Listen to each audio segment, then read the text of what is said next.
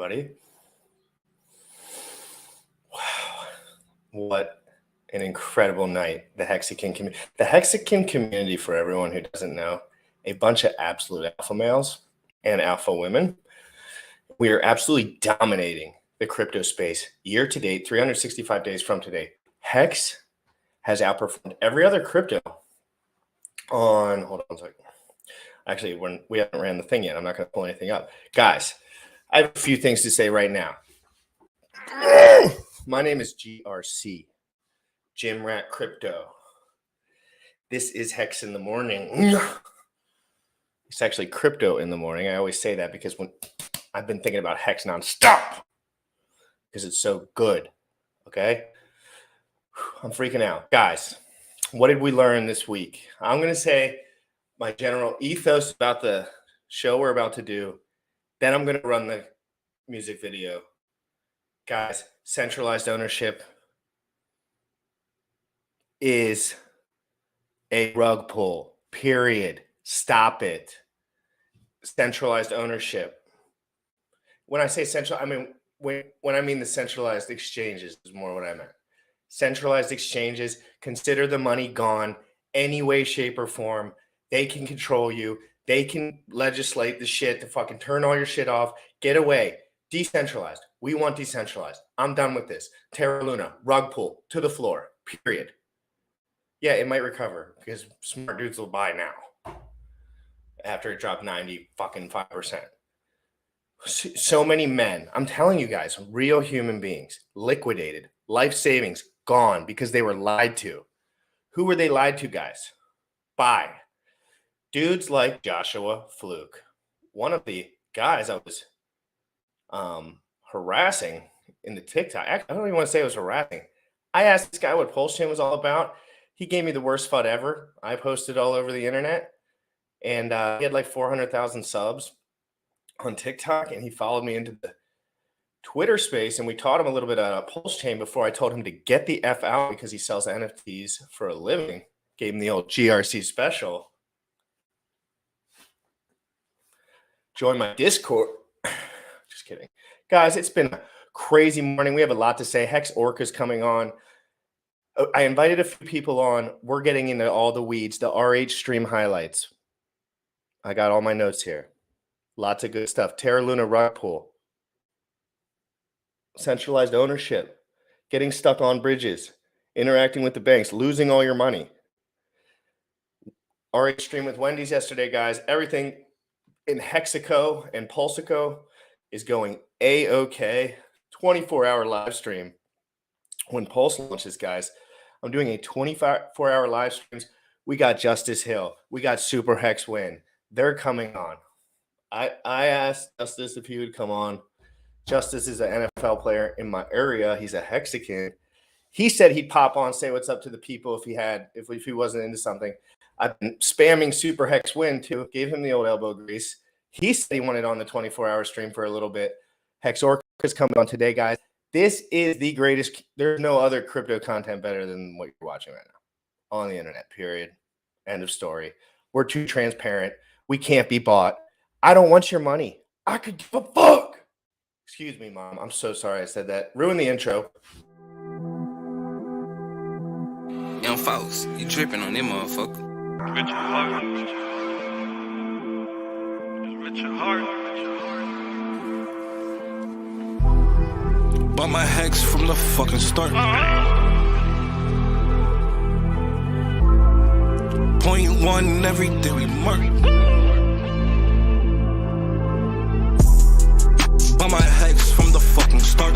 Sacrificing all this bread like I'm Richard Hart. Got paid on big payday and I had a hairy start. Now I'm checking on my pulse just to check my heart. Bought my Hex from the fucking start. Sacrificing all this bread like I'm Richard Hart. Got paid on big payday and I had a hairy start. Now I'm checking on my pulse just to check my heart. Checking my MetaMask moving. Look at the Hex, he is mooning. Looking at wives they be choosing. Peter is why they be losing. Pull chains out, now get me a check. He's gas up and it got me a mess. Remember the times he died, collect. Hex, I been eating, I'm dying in the best. Getting this back like a year ago. Getting this post, I ain't letting go. Swerving the ring like a Lambo. a year ago. Getting this post ain't lingo. Swerving the ring like a Lambo. By my hex from the fucking start. Girl flexing all this bread like I'm Richard Hart. Got paid on big payday and I had a hairy start. Now I'm checking on my pulse just to check my heart. By my hex from the fucking start. Sacrificing all this bread like I'm Richard Hart. Got paid on big payday and I had a hairy start. Now I'm checking on my pulse just to check my heart. Richard Hart. Richard Hart. Richard Hart. Richard Hart.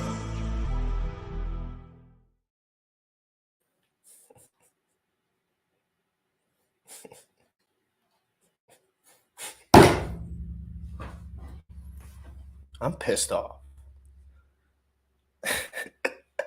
Hey, Mix, Josh Soul with the Hedron update. Appreciate that. Love that Hedron update, guys. I'm bullish on Hedron. Just to get this started, I am bullish on Hedron. I've changed my tune on Hedron. Guys, let me calm down for a second. I need to calm down for a freaking second. I need to calm down. My people could be watching. I don't want to be a fool. Okay. Hex Orca will be here to moderate my absolute craziness. I did not sleep too much last night. Why did I not sleep too much last night? Let me tell you. Let me show you. I was in a rivalry. I was muscling some dorks around last night all over the internet, giving my 2 cents about people that shill and lie and say they are covering the fundamentals of projects. That's all they do. They do it in a transparent way with no financial incentive. Even when they shill, it's just so they learn. They're lying. Because the little sneak into the last part when they invite you on the Discord. Then jump into the Discord, okay? Because that's what GRC was doing. And you just find all the NFT achievement giveaway bullshit, fucking scams, whatever the dudes are pushing at the time.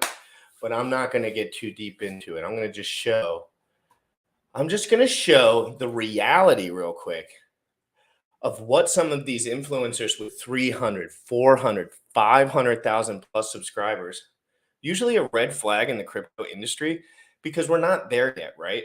It's not saturated enough for these guys that are young, and they just get these financial incentives to just be absolute algorithm slaves and sell their soul for $1,200. And they might not think on paper they would do it, but their actions show otherwise. I believe this kid is not the worst kid in the world. I don't. He's probably a young kid. I feel bad that he's living the life of a chillless dork, but whatever. It's not my battle. Now I gotta pull this up.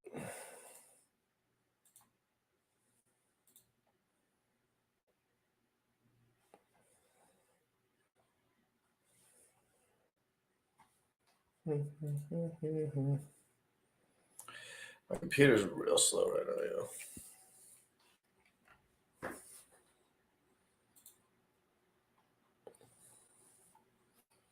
All right. Can you hear me? Furu alert. Bias influencer. It's Joshua Jake. Claims he sticks to detail and research. $27 million for charity, Richard Hart. Joshua, you won't inform his followers properly, who will lead them to death. Let's check it out. I'm not doing anything for Pulse Chain. I'm not sacrificing. Do you know how culty that is? Everything Richard Hart touches is culty. I have to respect the dude for literally building a billions of dollars industry, but the man's a narcissist, and like, dude, it's culty. Very, very culty.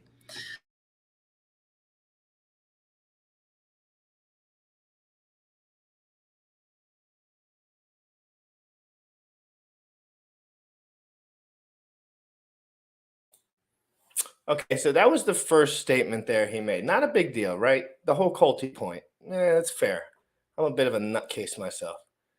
I mean, this isn't a cult. We're just making more money than this individual, but he believes that it's a cult because I don't know, because we're all aggressive about the truth, and I guess it is a cult. But that's not the point. For the first time in the conversation, he stepped away from the detail. He had all this intrinsic detail about all these products. And then he asked everyone in the comments, everyone was posting what kind of crypto they liked. And I wrote Pulse Chain. I'm not sacrificing for Pulse Chain. So I started poking at him a little bit. Okay. And then we got a little bit further down the thread. Coin vector space went from $18 to $1. Yeah, it also went from $3 when I first talked about it to $22. So that would have been literally a 100, not even 100. That's a 10x, not a 10x, but you get the point. Well, no, it's like a 7.5x. That was still one of my best calls to date. People don't talk about these. Right, hold that down real quick, but keep it up. Okay, guys, listen to what he said here. I was doing a little voodoo with him. So I pulled up one of these coins that he was mentioning, right? And at the time, it went from $21 to $1 at the moment. This individual said just live right here that Vector Space was his best call to date. This dude has 400,000 subscribers on TikTok. He said Vector Space was his let me full screen myself for a second so I can get this across. He said Vector Space was the #1 call he's ever made. And then off his tongue, he said 100x, because that's what he probably tells people in his fucking head, but he's lying because he immediately caught himself and he said, so he was like 100x, maybe a 10x. Actually, let me do the actual number. His best call in history was a 7.4x from his call to the top, and it was roughly down 2,000% from the moment. And he had tweets saying it was time for liftoff. So Joshua, if you're listening to this, stop what you're doing, and you don't need money that bad to sell out your whole career. Learn how to look at things objectively and see which one's the best. That's why you're so fogged right now, young man. Because you're not seeing clearly because of your ego and your judgment, because of the things you see in yourself and the things that you lie about. The things that you're lying about, that is where that insecure circle comes back to you. And then you project it on the only one person in the room who's speaking the truth, Richard Hart. So think about it. The one dude walks in. I get the same thing all the time. I'll be the one guy to walk in a room and say something like controversial, and people will just say, I hate you. But everyone really knows deep down I was the only one being honest. It was just controversial. And nobody wants to say that shit. So anyway, let's go to the Vector. Can we, I want to watch that one more time just to examine that. Look at his body language. Coin vector space went from $18 to $1. Yeah, it also went from $3 when I first talked about it to $22. So that would have been literally a 100, not even 100. That's a 10x, not a 10x, but you get the point. Well, no, it's like a 7.5x. That was still one of my best calls to date. People don't talk about the 6 months it was up. They talk about, or the 3 months it was up. They talk about the 3 months it was down. And I got stuck holding. I held it too. I fucking held it. I didn't sink a single dime, which was one of my biggest regrets.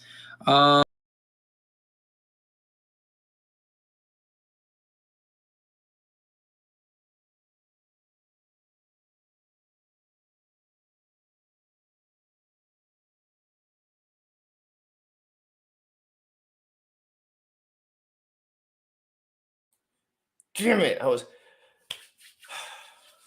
Joshua, if you're watching this, I'm just working here, buddy. I'm just working here. You're the one giving me all the information. All I had to do was give you the little layup. Pulse chain trigger word. Ow, it hurts so bad. And then you follow me into the Twitter space. No, your emotional interaction with that whole statement was because you knew you were wrong. And we knew you were wrong. And that's why it was really awkward. So you should look yourself in the mirror this morning, Joshua. I'm never going to talk to you again. I don't give a shit about your shilling bull crap. And I don't hate you either. You're probably a nice kid. But look yourself in the mirror and say, how do I want to live my life moving forward? You probably have enough money to be fine. Stop milking the system for every $1,200 shill you can get, buddy. All right, we're off that topic now. Give me some sort of transition. Oh, wait, hold on. I want to read this. Hex is the biggest Ponzi scheme. Pulse chain will be known as a... When did he type this? Oh, my God. I had no idea he posted that. I was just totally trolling him for random. Hex is the biggest Ponzi scheme. Pulse chain will be known as hospice chain. Everyone go to my pinned tweet right now, the one with him, and make sure you give him a little message. Let him know exactly how you feel about his 400,000 subscribers on TikTok getting misinformation and led to crypto ruin. And when I say crypto ruin, right now, $26.5 billion is getting nuked to zero on the Terra Luna centralized dictatorship, clearly, because that dude can do whatever the fuck he wants. Mr. Quan. He went from being a smart dude to a freaking rug pull scam artist in about 10 days. Arbing his own system. Those guys know exactly what can potentially occur within their system. I know guys that know that shit. And so let me read some comments, guys. Let me cool down with the I need to get in the comments real quick. Woo! Woo! Woo! I'm jacked up, guys. Morning GRC, guys. I'm going to just start here and go down. Mexican Tattooer, how are you doing, my friend? It's great to see you. Sweaty Hexagon, 7.5x. His best call ever. He said it. Hey, you heard it here first. One of his best calls, Vector Space. If you sold at the top, you had a nice 7.5x for about 10 minutes. If you had a limit order in and some magical crystal ball to tell you the top was in, but he was probably telling everyone it was just getting started. You remember that, Joshua? It's just getting started. I want you to hear me, Josh. And I want you to understand that you can do better, young man. And this can all get behind you. People forget this shit in like a week, dude. Don't worry about it. Crypto Crusader would have been LOL. Anybody can scalp a shitcoin. Look how many are scalping Luna. True. Bradley Lincoln, great to see. Oh, Bradley Lincoln, thank you again for the $10 super chat. I very much appreciate you. Thank you so much. I was very much in my zone for a minute there, sir, and I appreciate it. Did you follow up with the Luna guys from the live stream? No, I try not to get involved in people's lives when they're going to zero because that could be catastrophic, and I don't want to hurt their feelings. And I seriously, guys, leverage is bad. I want to say this real quick because I was a gambler, like all crypto shit aside for a second. All the tech, all the people know all this. I was a gambler for 365 days straight of my life. I decided to embark on a journey of gambling. It was a good idea at the time. And I promise you, it's no different. It's no different.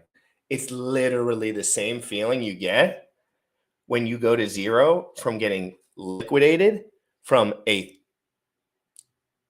third-party centralized dude who just decided to totally switch up his whole protocol in the middle of the whole thing and then sell all the Bitcoin at a loss in the bottom of a bear market. Like, it's just, that's centralized ownership. That's kind of like, as I get more into crypto, I'm just learning, like, I want centralized nothing.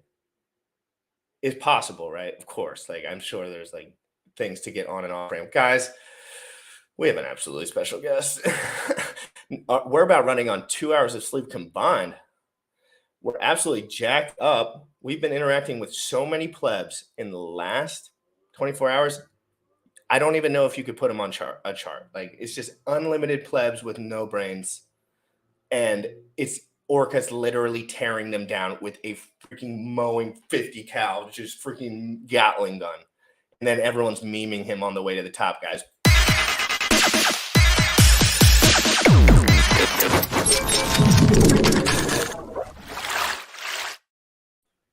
Yo, what's good? Where could we even start this? Madness, dude. It's been absolute madness. What were you doing about 9 hours from this moment ago? What chats were you in? What was the general topics? First of all, buzz was in the air. I know good press, bad press, all press. There was press last night. Yes. Let's call Yeah, it- there's a lot going on, dog. So like we had the Luna situation continues, right? So cascading liquidations. And that's going to continue happening like throughout the rest of the week. And then bro, I was ready to go to bed. Like for the first time in days, my body told me I was tired and it was like 8 p.m. And I was like, this is awesome, dude. I'm gonna go to sleep like a regular human being and I'm gonna get so much sleep. And then I degent and I turned on the Lord of the Rings extended cut, which is like 4 hours long, and I had every intention of watching the whole thing. But some dude, the CEO of Saitama, had a Twitter space open, and at the title it said like, "Hey, fudders are welcome." I was like, "Oh my gosh, thank you so much for like, actually being willing to take criticism for your trash project." And so I went into the space, dude, and for like 4 hours, I was spamming emojis. I was DMing the guys on stage. I was trying to reach out to the CEO in his DMs, and like they wouldn't let me on stage. So yeah, dude, I spent all night getting absolutely even with the Saitama crowd. Not like the plebs that got wrecked, but like all the people that are herding them to slaughter and stuff like that. Saitama, for the people that don't know, is some wild S coin that I don't really know much about other than they have a fire music video. No, seriously, though, this video is like transformative. It literally is like brainwash 101. Like if you were to like go to a psychology class with the brainwash with the plank over it, like that was the class. Like the first thing they would show would be the Saitama music video. Like it's a good prime example. It's not too good, not too bad, but it's like very. It's just like they get to the nuts and bolts of brainwash. It's just like it's so stupid.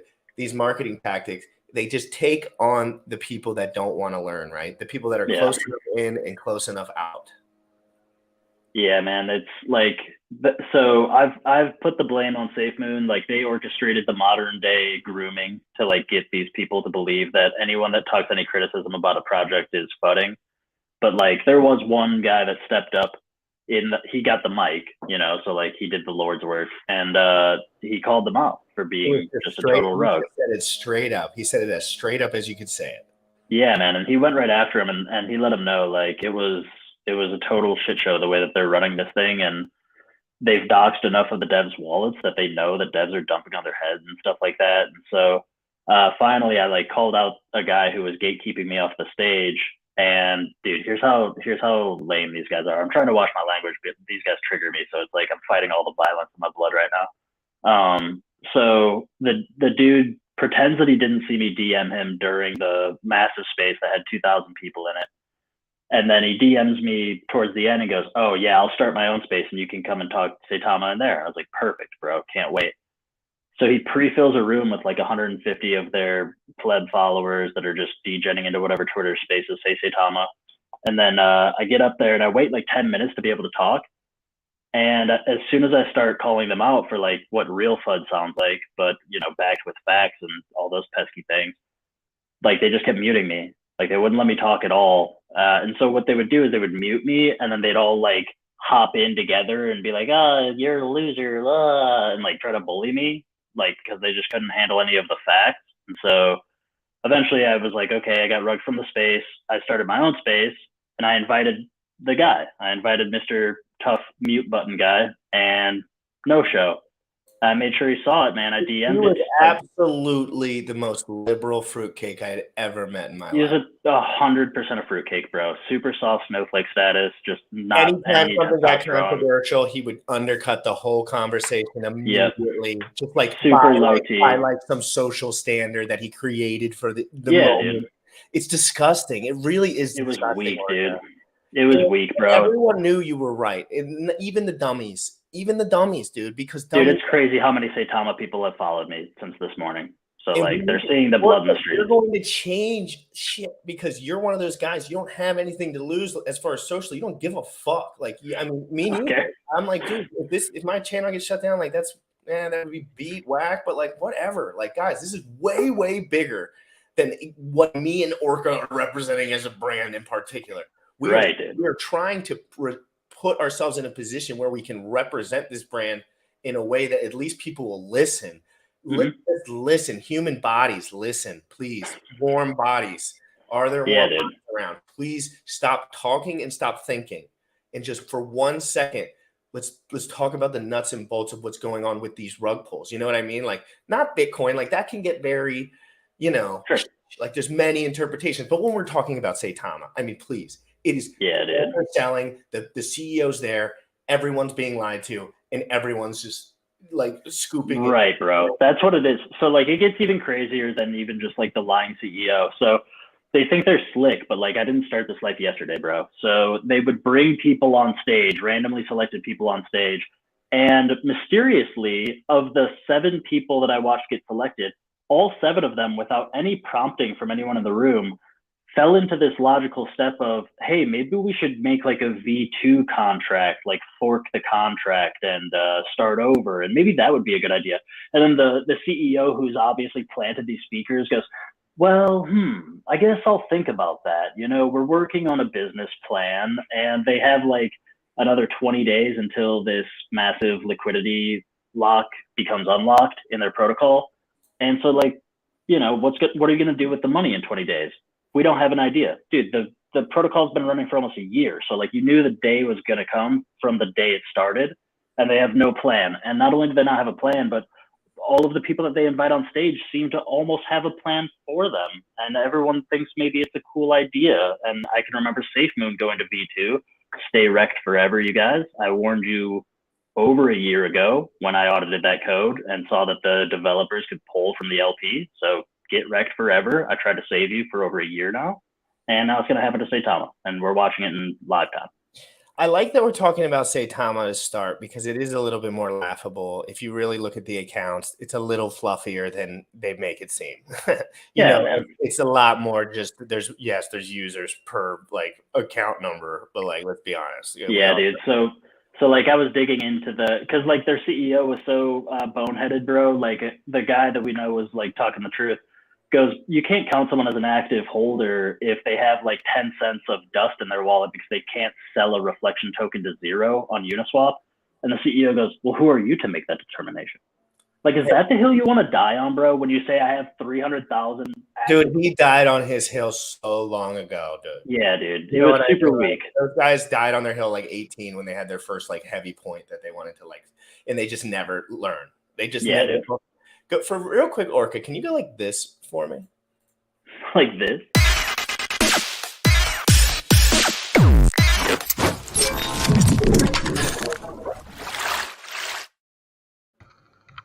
Yo, what's up? Oh, what's up, Tangent? What's up? What's down? Hey, Rome Dan, catch that transition. That was a sick transition. Meme it up with some tinfoil hats, please. Appreciate it. No doubt. Hey, man. Bitcoin looking strong, bro. I'm doing great. I've had a heck of a day. Wait, whoa. Orca, quick. Oh, did I say that? Put the weapons down. No. I'm good. I know. I love bands. You're up for You've got to take shots. I want to have a constructive along with absolutely ego-breaking conversation, but constructive to say the least. I want to talk about a few things that I'm just going to let you guys fucking go at it. Yeah, but I'm going to bring up a couple of things for the guys. I've been covering Terra Luna in depth for 7 days straight before everyone else. Whoa. Everyone knows it, by the way. I was on that Terra Luna. I was thinking, I saw some shit. I didn't know what I was seeing, but I was seeing something, and I had those guys on, and I was like, all I got from the whole entire conversation was counterparty risk. It's all that I felt the whole time. Every time they brought up another point about some other avenue within the Terra system, I said, it seems like there's way more counterparty risk than I certainly would like to dive into. And then the bridge to get out is as big as my Peter. And it's like, you know what I mean? And then a little bit of congestion, and it's like, oh yeah, zero Zippo liquidated 100%. The dude bought in a bear market. I have smart rebalance portfolio bought on KuCoin.com that includes Luna as one of the coins. The way the bot rebalances, it has almost completely wiped out my entire portfolio. Oh shit, this is Tangent. This is our buddy Tangent. What Tangent? Are you being serious that you didn't realize that was my tweet? Or you no, I didn't. I was just, but he pulled it up. Bullish pulled it up. I didn't even pull it up. I just started reading. This was only one of the ways that Luna rinsed me. I got rinsed so many ways, bro. I want you to talk about it, and I'm going to shut up. I promise. But I'm jacked up like a spider monkey. They are okay. we've been covering this for 7 days. We've watched it played out. We watched it depeg. We watched it go to 75%. We watched Luna go down 50%. At that point, people were saying, okay, it could recover, right? Once it fell off top, like everyone was like, go to the door now. Anyone with a brain, right? Get out. If that fucking screen will load, get your shit out of there. So tangent, as somebody that has lots of money throughout cryptocurrency and experience, as far as like, you're a little bit more spread out. Like you've been doing this for a little while. You were in Bitcoin, then you transitioned. So first up, I want to say it wouldn't be fair for you to say that Orca can't take shots at me when Bitcoin is down, because then he would never be able to take shots at me. Okay. Well, no, we have to take shots. It's going to be so much worse. So we really are not come back on. We want you to come back on. So like, yeah. So I'm good. I love banter. It's like in Australia, that's like a highly respect. I was actually saying of day 43, I was like, I love the fact that Orca does not hold back when we're on stream. And I told him that one that you said where you were like, if you like to get wrecked, like Tangent, like something similar to that. But hey, but look at your last tweet, bro. Living up to the rep. Which one? The one that you just pulled up? Or yeah. So basically, talk about your experience with Terra Luna and what happened to you in particular, please. I personally, I would love to know. So with that smart balance rebot, like I won't spend a lot of time on it. I'll try and go quick. But basically, the way that it works is it keeps so you choose the assets within the portfolio and the percentages you want them to be, and then it keeps those slices of the pie equal. So I thought this works really good because if one coin moons, then it distributes the profit of that moonage to the other coins relatively. Like so it's their relative price to each other. So it doesn't actually matter what's going on with USDC, unless you've also got a US stable coin in the portfolio as well. So basically, and then if one of the coins dumps, the other coins will get sold to fund buying more units of that to bring it back up to the same percentage. So effectively, I thought, well, this kind of like automatically buys dips and automatically sells pumps. So this makes sense that if you pick some like high quality, like blue chipish coins, the sorts of coins that, and especially ones that I couldn't be fucked keeping like on chain because they've got weird, like say like Luna's got its own chain or whatever, I think.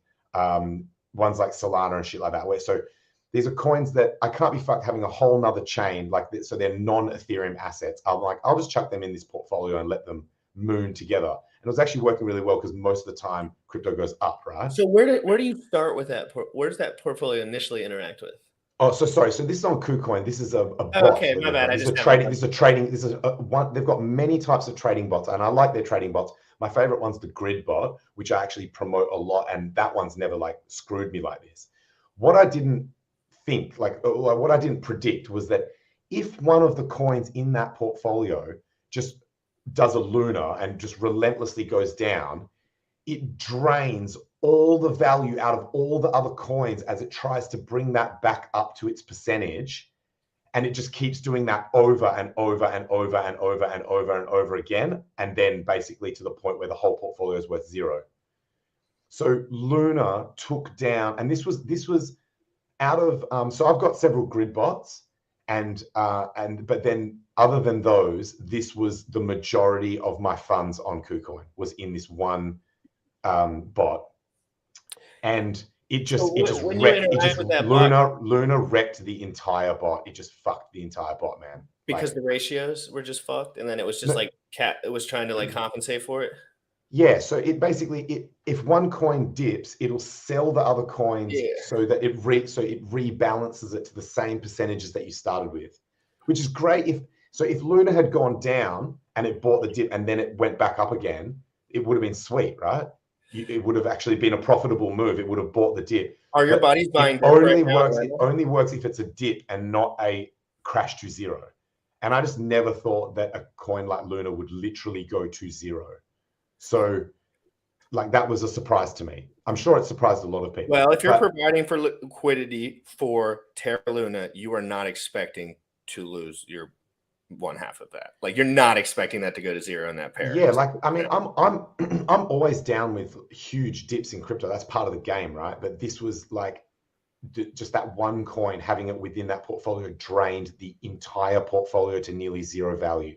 Because Luna went down to under $1 today. Like it was like 80 cents or 70 cents or whatever. So it just, or like 47 cents. It effing rinsed me on that. Then also, remember how, I don't know if you guys saw me on one of the late shows, we were describing what stables might be worth holding going into the Pulse launch. And Jex and I were talking about it, and we're like, maybe a decentralized stable might have a better chance of having some value on Pulse chain. So this one I'm firmly blaming Richard on, because if it wasn't for the Pulse launch, I would have just only ever used USDC. But basically, I had changed a lot of my USDC into UST in preparation for the Pulse launch. Not all of it. Look, I actually diversified. Like I did bags of like pretty much every stable coin, even the Binance one. So I had like BUSD, I had DAI, I had USDT, UST, USDC, freaking even like Frax, or like I just went on CoinGecko. I pulled up all the stables and any that had like volume and market cap. You were trying. I basically just diversified across, just hoping that one or more of them would be holding some kind of value over on Pulse, because I didn't want to just only hold ERC20s. Even Hex, there's a chance it could dump savagely at the fork, right? So I wanted to have some stables. So I did that. But UST was one that I perceived as being a bet, like possibly better, having a better chance. So I was probably larger in that one. And then that thing just got rinsed down to like 30 cents. So suddenly my bag of a stable coin has lost 70% of its value. And then, man, even worse than that, I had started playing around with doing a USDC UST liquidity pool. Fortunately, I didn't do it in my self-managed super fund, but I was trialing it to see if it would be any good to make stable, like to basically make stable yield within that fund for dollars that were just sitting around in dollars.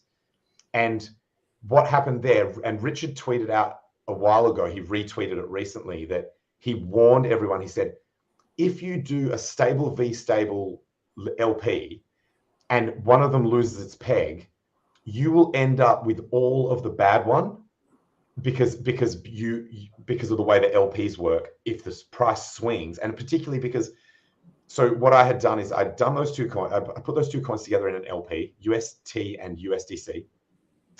And I had I'd used Uniswap v3 to keep it quite tight. It was like plus or minus 1%, because two stables against each other, they don't really swing that hard. And when they do, it's usually just a wick. So I wanted to maximize fees. So as soon as it went below 99 cents, as soon as UST went below 99 cents, that LP was 100% allocated to UST, and then the price. And so basically both sides, so like I went basically 2x into UST, and then that got rinsed down to 30 cents. So today was just, I was saying to some of my friends, I think I lost more money today than any other day I've ever been in crypto. But it's fine. Like, as in, it's not that big a deal. Like, as in, it's like not... you're in Perth and you have 3 supercars. Fine. it's like you say you're not not worried about it because there's many people starving around him. Exactly. I've got a fucking bottle. I've got a bottle of wine, and that's all that you need. You need one. There you go. He's like, I built it in a bottle before, and I could do it again. Everyone's like, I don't have a savings account. One bottle of wine, and also Hex. So if it wasn't for Hex, I would be in a completely different mood right now. Clip it. Like Hex. No, but I've always said that, man. I've always been a fan of Hex. You've always said that because all of his other coins are always. Oh, okay. It's for the debate. Basically, Hex, I'm not going to deploy it. It's for the debate. I got to have fun in the debate. Hex.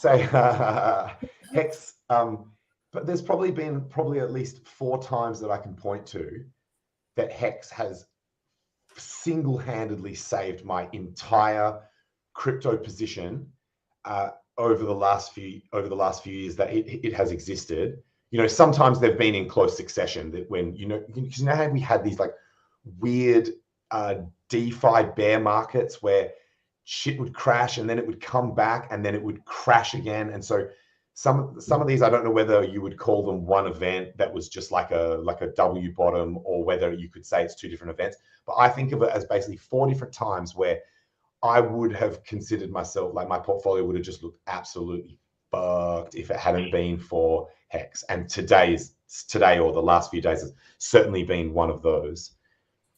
Some of our portfolios only have Hex in them, which is great because it gives you no contribution to I still don't recommend that.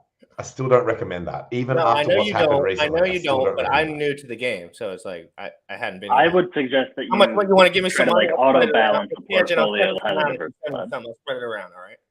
Sorry, what was that, Walker? I was just saying, I think it's great advice, man. Nobody should be, too overexposed in one asset. In fact, I've found some really cool tools that can like rebalance your portfolio so that you always have them in equal shares, and that might be a good way to keep yourself in good effect. I don't know. Is that a DeFi product? Like, as in, is it? Yeah, I think it's on KuCoin.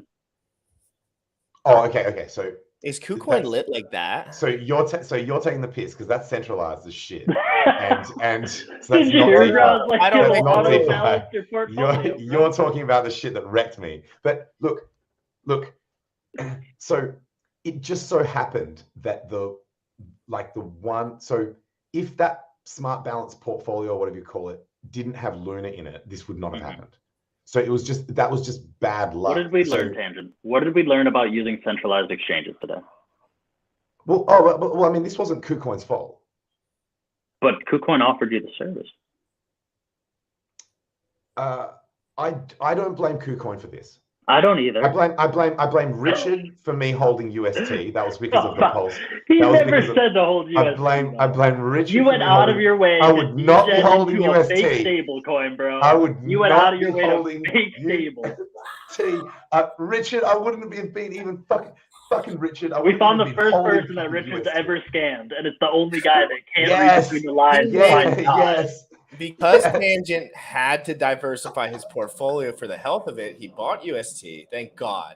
And now for 3 UST, you can buy one stablecoin. So if you're on any exchange and you want one stablecoin, 3 UST will do it. Okay, 3 UST. 3 UST.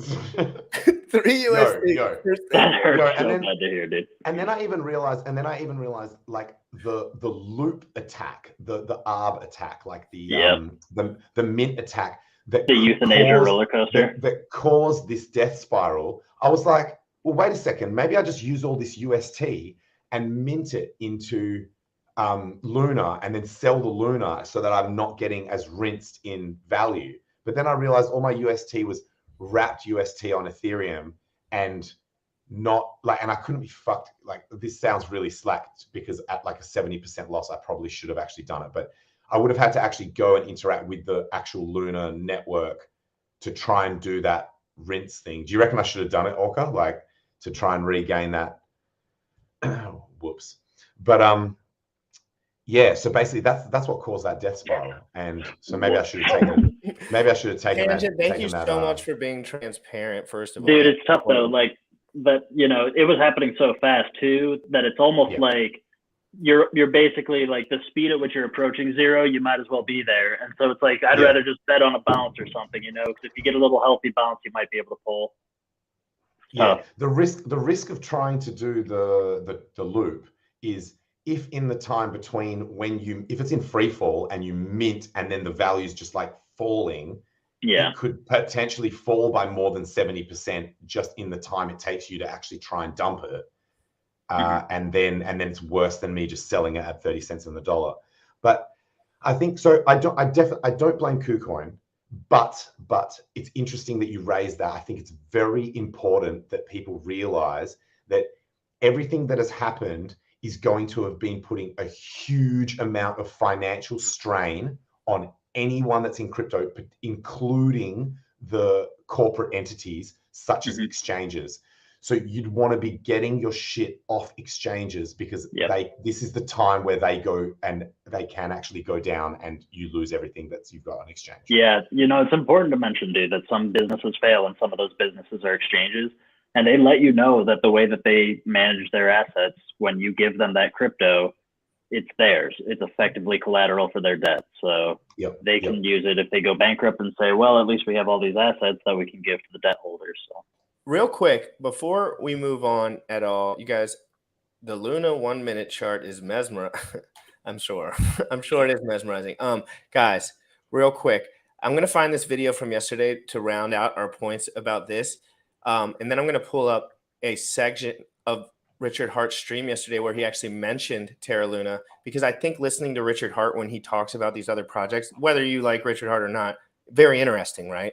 It's incredibly interesting because let's be honest, he cuts through a lot of the fat. So when he says things, people are like, let me make sure this is here, here, and here, because he's going to throw shade where he can, but at the same time, he has that soft heart. Like, he probably feels bad because he knows, just like that guy I was talking about, that TikTok guy, these guys are being led here, and then kind of just like centralized ownership is cool, but nobody's actually pushing back at all. Not people like Tangent, obviously, he understands all that, but the average like roundabout Terra user that got liquidated had no idea they would never be able to move off of that chain because they were getting bought and sold by the same exact people.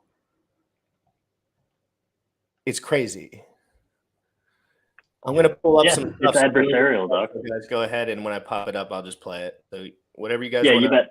I was just going to say, I wanted to answer. I responded to one on a little chat, like in the text, but the snapshot for mainnet, we can't confirm that that's been taken. We do know that the testnet snapshot happened months ago. That's what Richard was referring to on Wendy O's show. He wasn't saying we took the snapshot for mainnet already. That said, we were told mid-May would be the launch of Pulse Chain, and that was at like the end of April. So he told us that he would give us about a 2-week window. And when I heard that, I took that as the 2-week window. All of my assets were in position for a snapshot if that's the case, if that's when it was taken. But maybe it hasn't even been taken yet. Maybe the fork is literally going to be a seamless snapshot. So that's kind of the way it was pitched, and I hope that's the way that the snapshot happens for people. Also, somebody asked if I have highlights in my beard. No, dude, I just have mutt DNA. So like I have red, blonde, brown, black, trash, white, like it's all just garbage up in here. So I've seen this video. This is hilarious. I really like this guy. I love the way he just smirks his entire way through it. He cut through the fat really well. Yes, he was being a little bit like I knew this the whole time, but that's not the point. The point that I says is that he kind of explains in a really good way this is where people get lost, including myself. So this is the places I'm very concerned with. When he starts mentioning how actually they can arb the own system, these are how detailed you have to be when you're looking at these products, because you have to know where there are attack vectors. There are people with money that would love to tank Terra with some profit and buy back at $1. At $1. Imagine the guys that sold the top and bought back at $1. No, but do you want to buy something at $1 that there's a arb loop to zero? Yes, because they their opportunity cost was literally zero. They just like 10 billion%ed it. If it goes back up for some whatever reason, they just literally wrecked everyone forever. But they can still lose 100% of what they buy back in at $1. Well, I'm talking about the guys that did it, like the guys that actually performed. But that secret is out, yo. Like, I know, yeah. So I don't know the intrinsic. Heaps of big name influencers actually tweeted out, yo, you can do this loop of buy UST, mint the thing, dump it. So now everyone knows it. So just because they stop doing it doesn't mean there won't be other people that will continue doing it. So you think this is almost so until that peg gets until it repegs to $1, this arb attack can continue. How does that happen, Tangent? How does it get back to $1? If it would, like, how much buy pressure would have to be on back to the system? Would it have to just basically start over and like see? Yeah, how does that work? Would it have to happen in one moment almost? Well, I think the positive thing that can be said, actually, just based on that question you're asking, I haven't looked at the numbers, but I think this actually shows that this project was actually decentralized, because if these pricks could have stopped the shit in any way, like paused it, repegged it, stopped people from doing the loop attack, like any of that, they would have done it. They were desperate. They would have. So the one good thing out of this, it appears that this was actually decentralized to the point where there was nothing they could actually do to stop people from just doing that attack vector. So let's pull this up real quick. Do you want to know the worst part? Sure. It's broken at a more basic level than we've even discussed here, right? Like we're discussing how the economics make no sense, but like the actual protocol design for the cryptocurrency makes no sense. And Do Kwon and Terraform Labs can effectively kick other nodes out of consensus for like the blockchain itself. So in order to be a validator on Terra, like on the Cosmos chain that's actually running all this, you are expected to participate in the Oracle voting process. To help make this easy, Terraform Labs has provided their own Oracle price feeder that you can configure in your validator that will automatically post the numbers Terraform Labs gives you to the chain and vote on them for you, making the entire process vastly more simple. So, the vast majority of oracles have adopted this. What this effectively means is that no one else can run a different price feeder now, because if they vote out of band, like different from what Terraform Labs Oracle price feeder is suggesting, they will get kicked out of consensus, even if their number is right and Terraform Labs' number is wrong. And this exact thing has already resulted in erroneous liquidations on Anchor, the lending platform. And wait, I'm not done yet. Almost all of those liquidations were bought up by Terraform Labs, who was front running it because they didn't need to wait for the Oracle price to hit the chain because it's coming from their own feed. So they knew to immediately start bidding as these were liquidated before the values were actually posted on chain. It's when there was this massive multi-million-dollar liquidation. Terraform Labs is the one buying up all those collateral from the people they wrongly liquidated. It's fucking Arthur Hayes running a prop desk. Yo, can I say something real quick that video just reminded me of? I heard this on a podcast. This is epic. Oracles are not incentivized to tell the truth. They are incentivized to tell whatever they believe the majority of the other oracles are going to say, because that's how you get paid.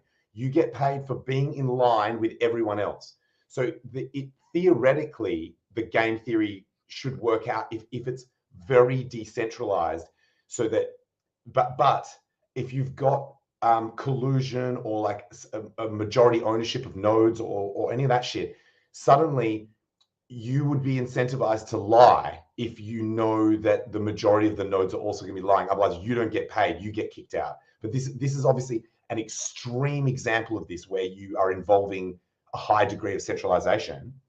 But this is actually true of all oracles.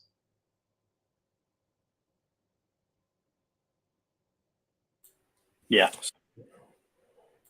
They also, so like Do Kwon's plan now is to just mint tons of Luna and to have that be what absorbs UST's damage and try to reach parity. But like I don't think it'll the work. minting of Luna, I don't think it will either, bro. I think it's got to go to 47 cents.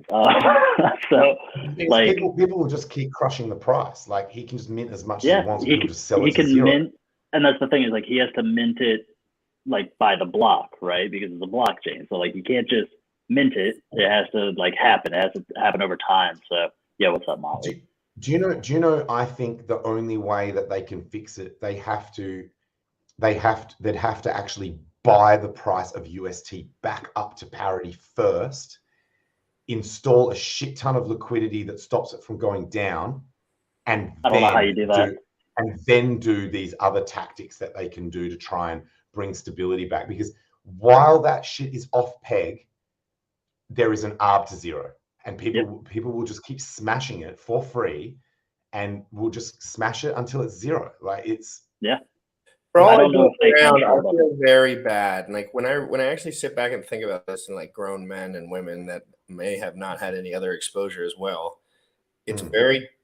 I've seen a lot of people get wrecked in my life for many different reasons, many non-financial, and it's the same exact feeling, right? It's like you were led to stray by your own mind, or you were led to stray by basically your own mind, right? You thought CNN was telling you the truth. You thought whoever you were listening to was telling you the truth, and everyone in the Hex community knows you have to take that second look. You have to, because Richard Hart will make you take that second look because of the detail he gives you when he's speaking, right? I'm going to pull up.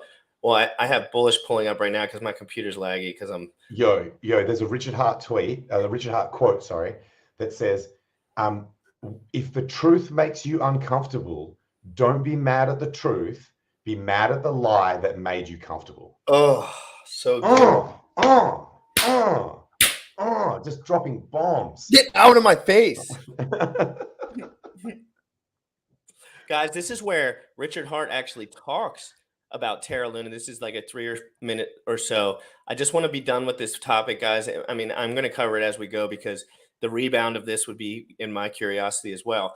A lot of people want to compare this direct to liquid loans. So I have Jesse coming on at some point to defend his case, guys. You know me, I bring on the heat straight away. I'm not playing around. I want to know what Jesse has to say because Jesse, guys, love him or hate him, he's coming at you. Like, what's the controversy? I thought it's just some stable coin logic, really. It's more so some stable coin. I'll let him talk about it, but I don't think LL would come under this same problem. Well, no, that's why we want to talk about it because Okay. Tangent. Fair. Just like stable coin, liquid loans. Yeah, you're right.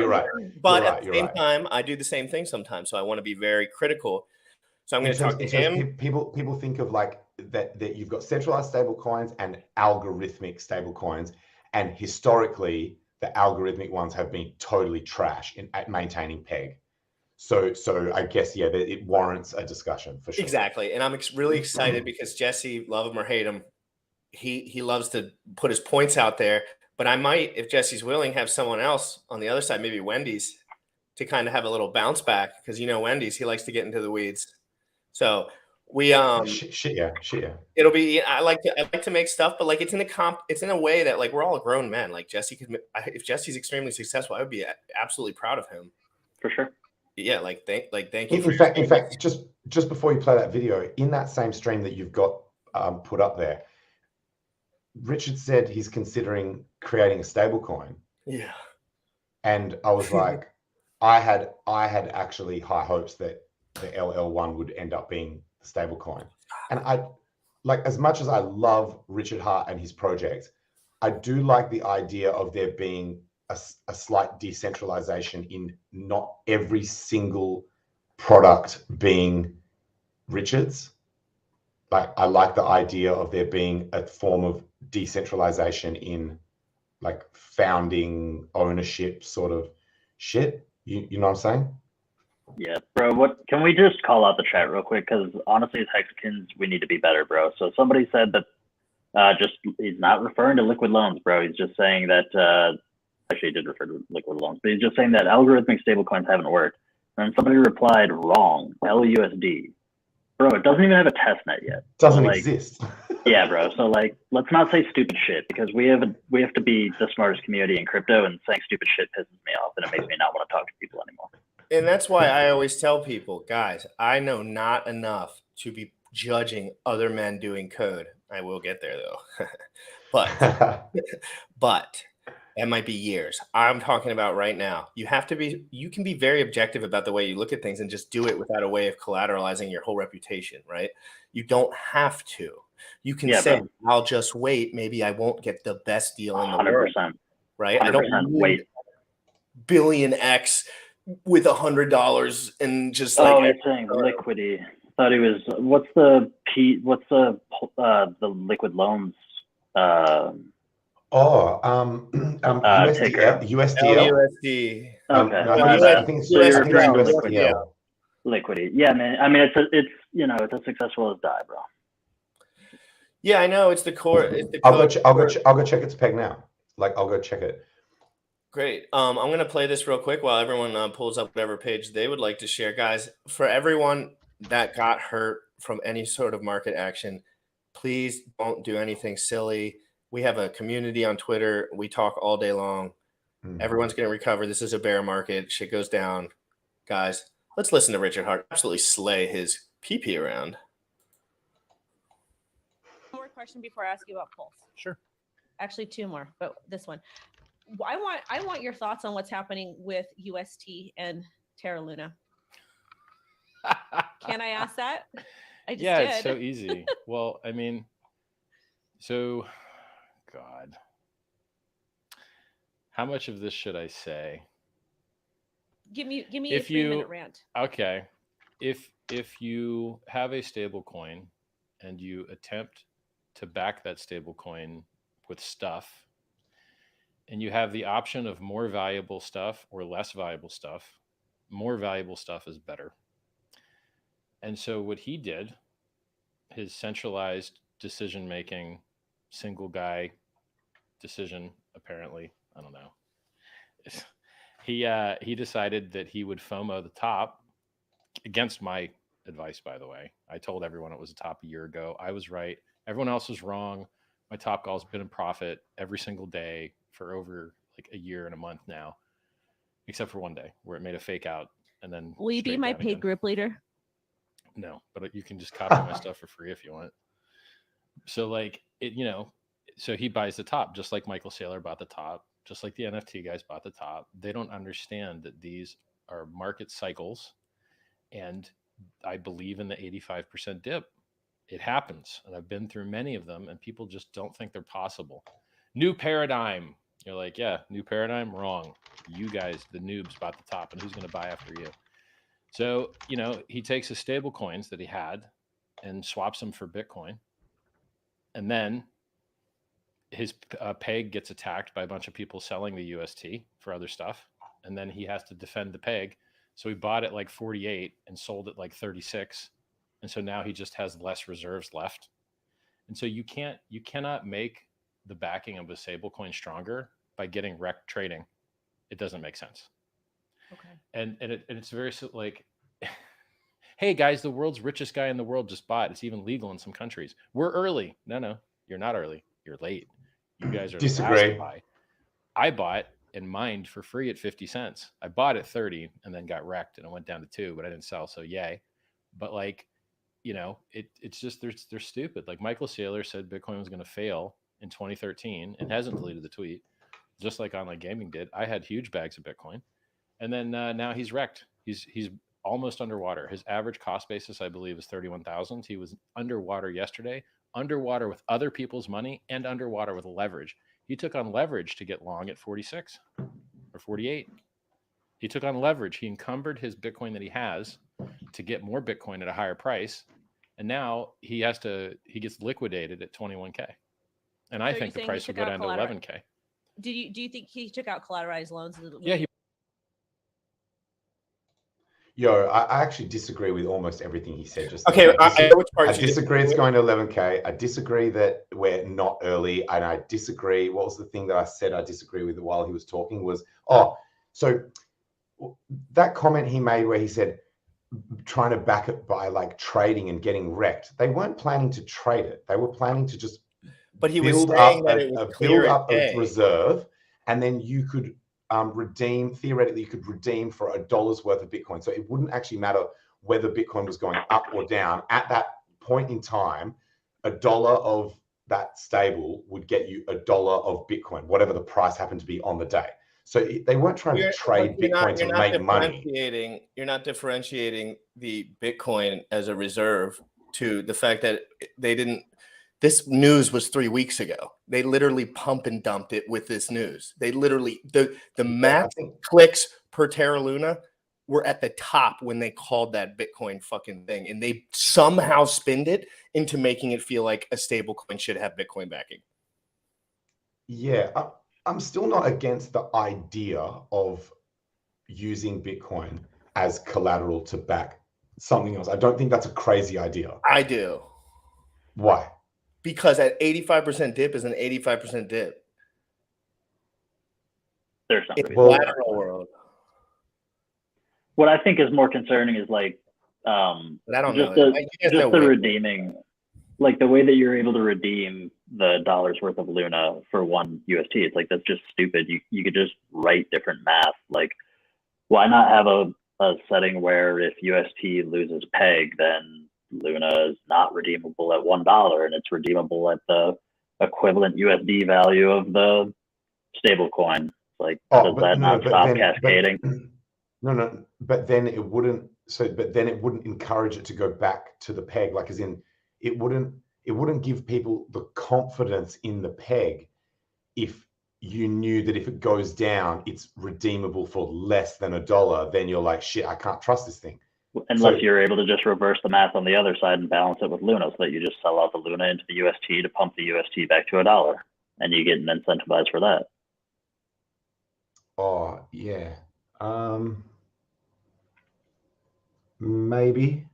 Dude, the math is obviously wrong when you take one of an arbitrary unit equals $1, because you're forcing the trading value of what we all think a stable is, which is $1. So That's a good point. You can't let the one UST equal $1. You could let one Luna equal, a $1 UST, and then that would be a horrible trade. But are you going to dump your entire market cap of Luna just so that you never have to eat crow on the fact that you pushed your peg off? Like, just get your peg back. Alan Fizz with the $10 super chat. A tremendous shout out to Hex Orca or Hex Curricula. Thank you for killing it on Twitter, inspiring us to learn and share the truth about what crypto is and how it actually works. Orca, please don't take my Hex. Can't guarantee any of that, because if there's a dip, Orca, just don't trade. The Orca call. Just don't trade, and then I can't take it. Guys, so far amazing. This is the first day that Sam has not been my partner since we started, so this has been good. Because we're trying to transition him out because he's a gorilla and he's dangerous, frankly. But no, I'm just kidding.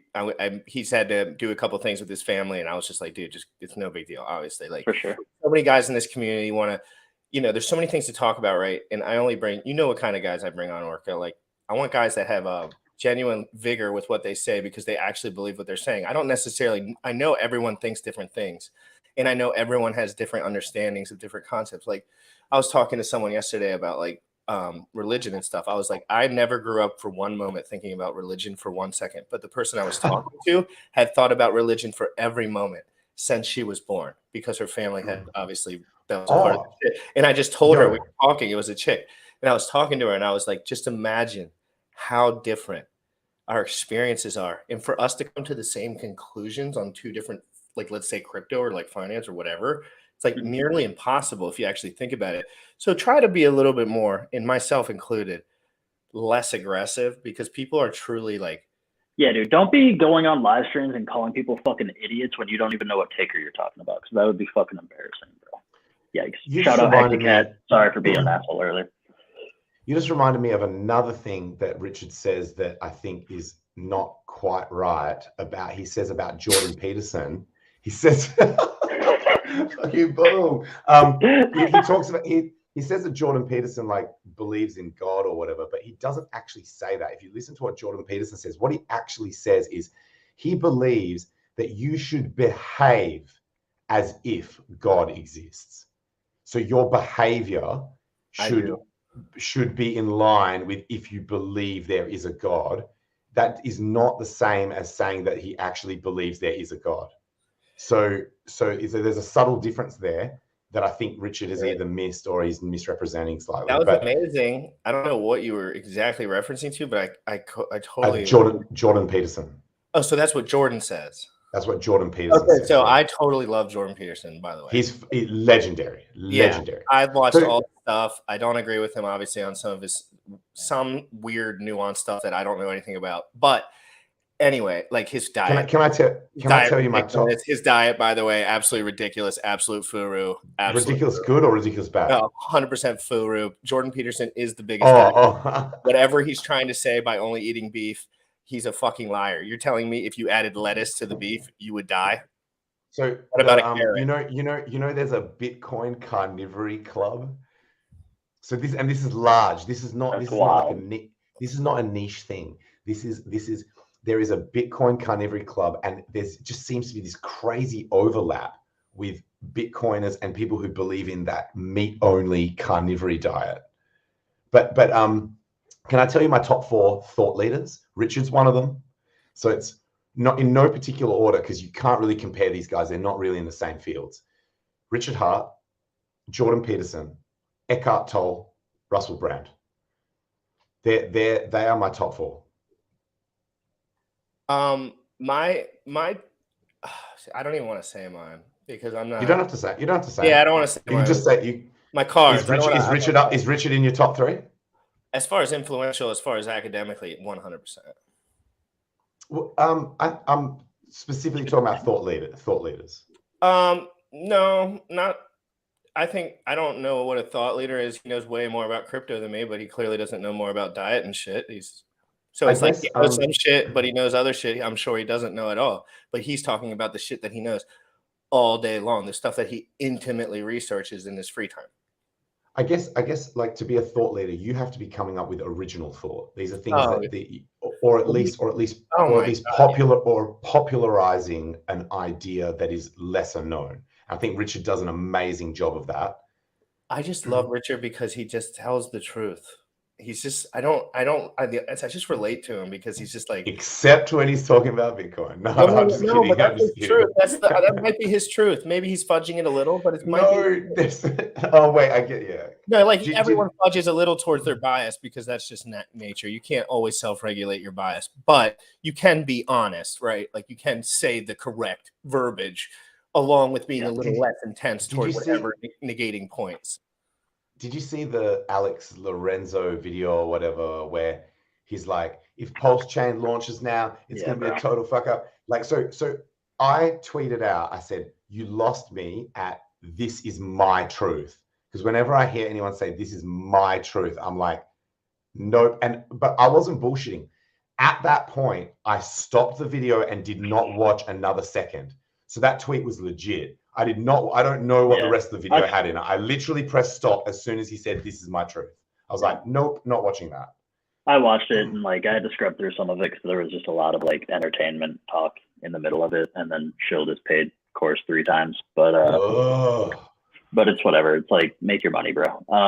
But for me, you know, the title was way more clickbaity than the content was. Like he didn't really tumble the house of cards, but he did say some shit that's just like empirically false or just like an opinion that is baseless. So there were some things where it's like, okay, super Bitcoin opinions in the room, and they don't really hold any water, but it's whatever. Did you guys watch? It wasn't like as adversarial as the title sounds. Did you guys watch the stream yesterday? Yours? I've been awake for 2.5 days straight now, so I don't know what I did yesterday. Yeah. Richard's stream, of course. I'm gonna say I stayed up for it, man. I'm gonna say a couple points for it, and then I want you guys to go on about any maybe things that you took from it. So, the one thing I wanted to say first was about Wendy. She was absolutely wonderful. Okay, I don't know if she was shilling or whatever, but like I wasn't paying too much attention. But her timing and her tone with Richard was absolutely marvelous. Marvelous. Whenever he got out of line talking about his PP, which happens to me too, she brought it right back. You know what I mean? She brought it right back, and it was fine. She just took that. She took a little jab and just rolled with, and that's what I love. So Wendy, I followed you on everything. I like your stuff. Appreciate that. Appreciate you being responsible for moderating that conversation, and you did so. Okay, you did. No, Richard's not going to. No. Wait, what? Was there a moderator? Well, you know what I mean. Like she was like she did. Yeah. Just like keeping it in check. She did. She did an amazing job. So we talked about he talked about Terra Luna to start. Then he talked about Peter's shift leverage, which I kind of want to go into because I posted actually a TikTok directly during the stream, got like 50,000 views, like off the jump, and it was about him directly talking about that Peter shift leverage, and everyone in the comments was basically like, he gets liquidated at 3K, not 21K. Like that was like 100 people commented that. Oh, so, you mean Michael Saylor? Yeah, I'm sorry. And then so I'm not going to pull it up because it was the same. You guys heard what they said, right? You guys know the MicroStrategy 48K that it dropped, and if he goes, he's long and or whatever. I don't know how to do collateral, but I know Richard said 21K. Everyone on Twitter said 21K. Everyone in the comments said 3K. The thing that's messed up about it, more than doing leverage, because whatever, bro. But the thing that's more messed up is if you go and you look at MicroStrategy's financial filings, you'll find that they unloaded a boatload of their own shares for almost the exact amount necessary to create a golden parachute if they did get liquidated or if they were approaching liquidation. So like when Richard says, can you explain that a little bit? Kind of. Yeah, I'll try. So sorry, Richard says, you're good. You're good. No, I'm just like, my brain is just so mush right now. So it's like in another lifetime when we're both cats, I'll tell you. But right now I might screw it up really bad. But so when Richard says like he's gambling with other people's money, he means literally, like he's literally cashing out shares of MicroStrategy so that he can put up the collateral for going into these leverage trades. So like, imagine that you're investing in Michael Saylor's vision of Bitcoin. You can either just go buy Bitcoin and hold it, or you can go buy shares of MicroStrategy, which overexpose you to the risk because you are the collateral on the loan. And then you just have to hope that his trade works out. There's no benefit to it, but you don't get any like extra win. Like if he goes super duper long and wins super duper long, like guess who's keeping the money, bro? Like it's not going to be a stock buyback. He might pump the price like 20% so the chart doesn't look like crap. And then there's no contract that says like that money flows back to the shareholders. It's totally discretionary. So he's gambling with other people's money and he's selling shares to be able to fund his own degenerate trading. So why does he do this trading if he loves Bitcoin? Yeah, it's a great question, GRC. We should get him on the show and ask him that. It's a really good question. Same, agreed. Why does he mislead the public into thinking these strategies are good? I'm saying this because I know the layup answer. So like, why does he?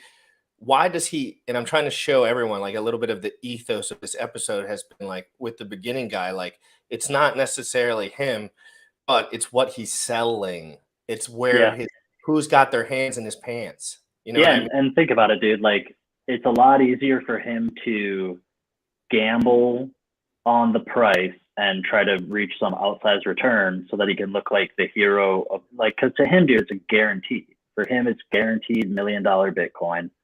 So then it's almost like, well, then you have to leverage trade it because you're so certain. Like, why wouldn't you take the extra exposure? And I think that that's really good for headlines and stuff like that. So 21K is real low. I mean, it's down there. And he'll have plenty of time on the way down to 21K to like up his collateral. So like he's not totally, out of luck. But what if that means that he has to sell a bunch of MicroStrategy shares to do it? Like that's horrible for these people. So he's doing it as just a degenerate gamble long, and it might really pay off really well. And then pretty much he's raking in free engagement on the way down. So like he was posting his own memes of like him in a McDonald's outfit when Bitcoin dropped under 30K, and it was like him handing a Happy Meal to somebody or whatever. So it's like the Bitcoin laser eye people are riding his ship too, and if it sinks, whatever, but they love the lulz and they love the memes. So it's just like hyping his brand as this Bitcoin guru to the max. So he's kind of trolling for the win. Yeah. I mean, I can answer your question, GRC, real simple. It's financially incentivized. Like he is financially incentivized to promote and pump Bitcoin. How do we get rid of that? You just support Pulse Chain. But like in general, like it's not There's just the economics of Bitcoin don't make sense, dude.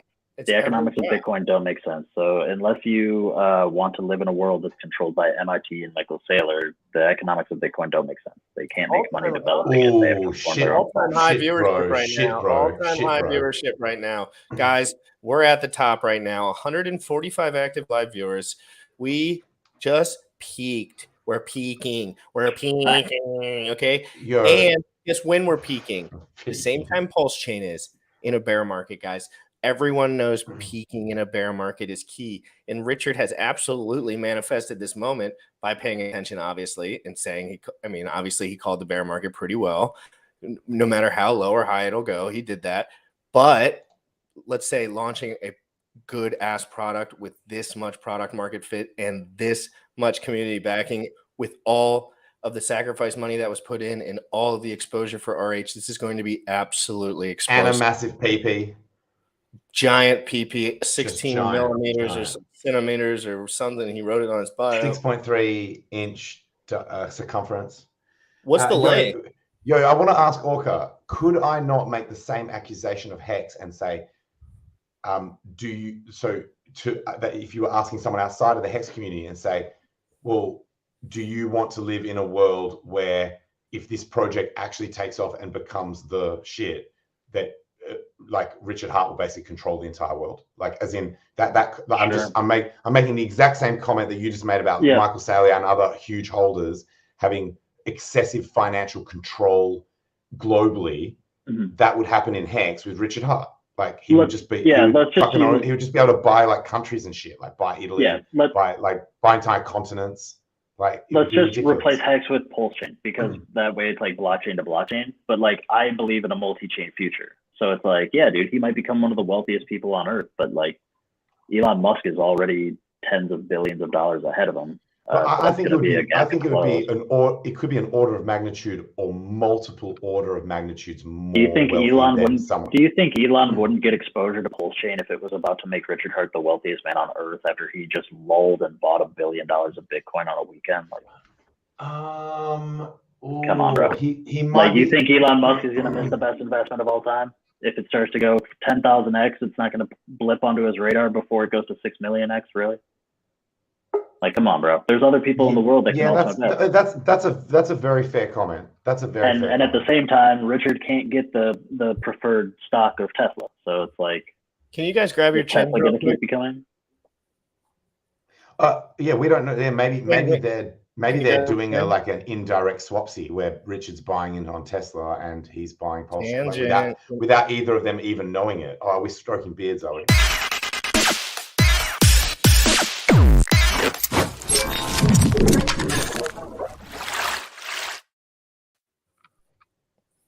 Yay! Whoa, looking sharp. You've been in the sun, bro. What's up, boys? Motley's been getting some sun. Motley, what's going on, man? Good to see you. It's hard to avoid in Puerto Rico, bro. It's everywhere. Yeah, love it. Your audio sounds crispy, beautiful. Thank you, sir. So crisp. Yeah, I got this fancy little Shure mic right over here. So is he I hope so. Is he a little bit high? And don't turn it down yet in the comments. If he's just a hair high, let us know in the comments. But he might not be. I can bring it down. How are you doing, dude? Tired, bro. I didn't sleep very well last night. I think I stayed up till about like 5 or 6 in the morning.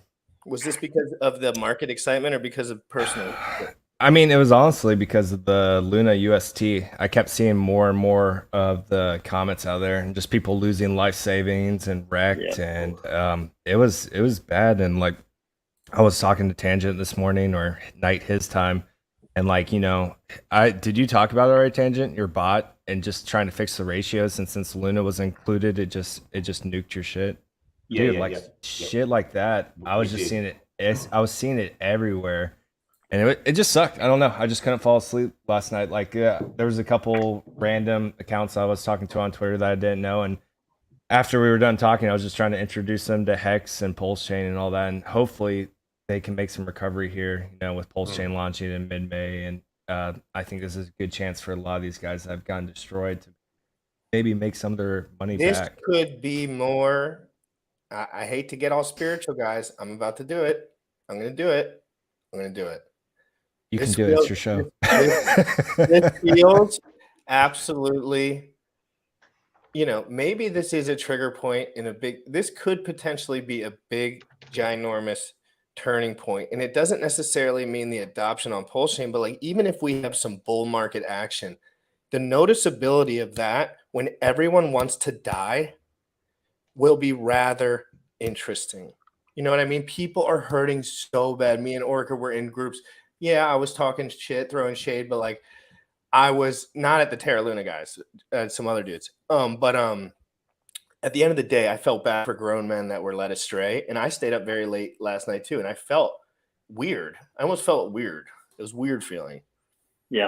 Dude, there were some horror stories. Like, I was in a space at one point where a guy came in and like he had just gotten liquidated for $600K in the Luna situation, and like, like you could tell it was something that he had been building for like 3 or more years and just grinding it up, building the bag, and then pretty much cascaded his way out without any real warning. And so like, obviously Richard called it out, and there are other guys out there that were trying to bring it to light, but when you have influencers or whatever that just constantly shuffle you towards the shiny thing and they don't give you the true information, it sucks, dude. Like, they probably wouldn't have behaved that way if they knew better, obviously. Dude, I was getting infuriated, especially with Rand Nooner's around the blockchains comments. He kept telling people like that it's a buying opportunity. It's like, yeah, it either goes to zero or you're gonna get some of the cheapest Luna coins. And I was getting irate. Irate, and like, because I'm literally talking to people.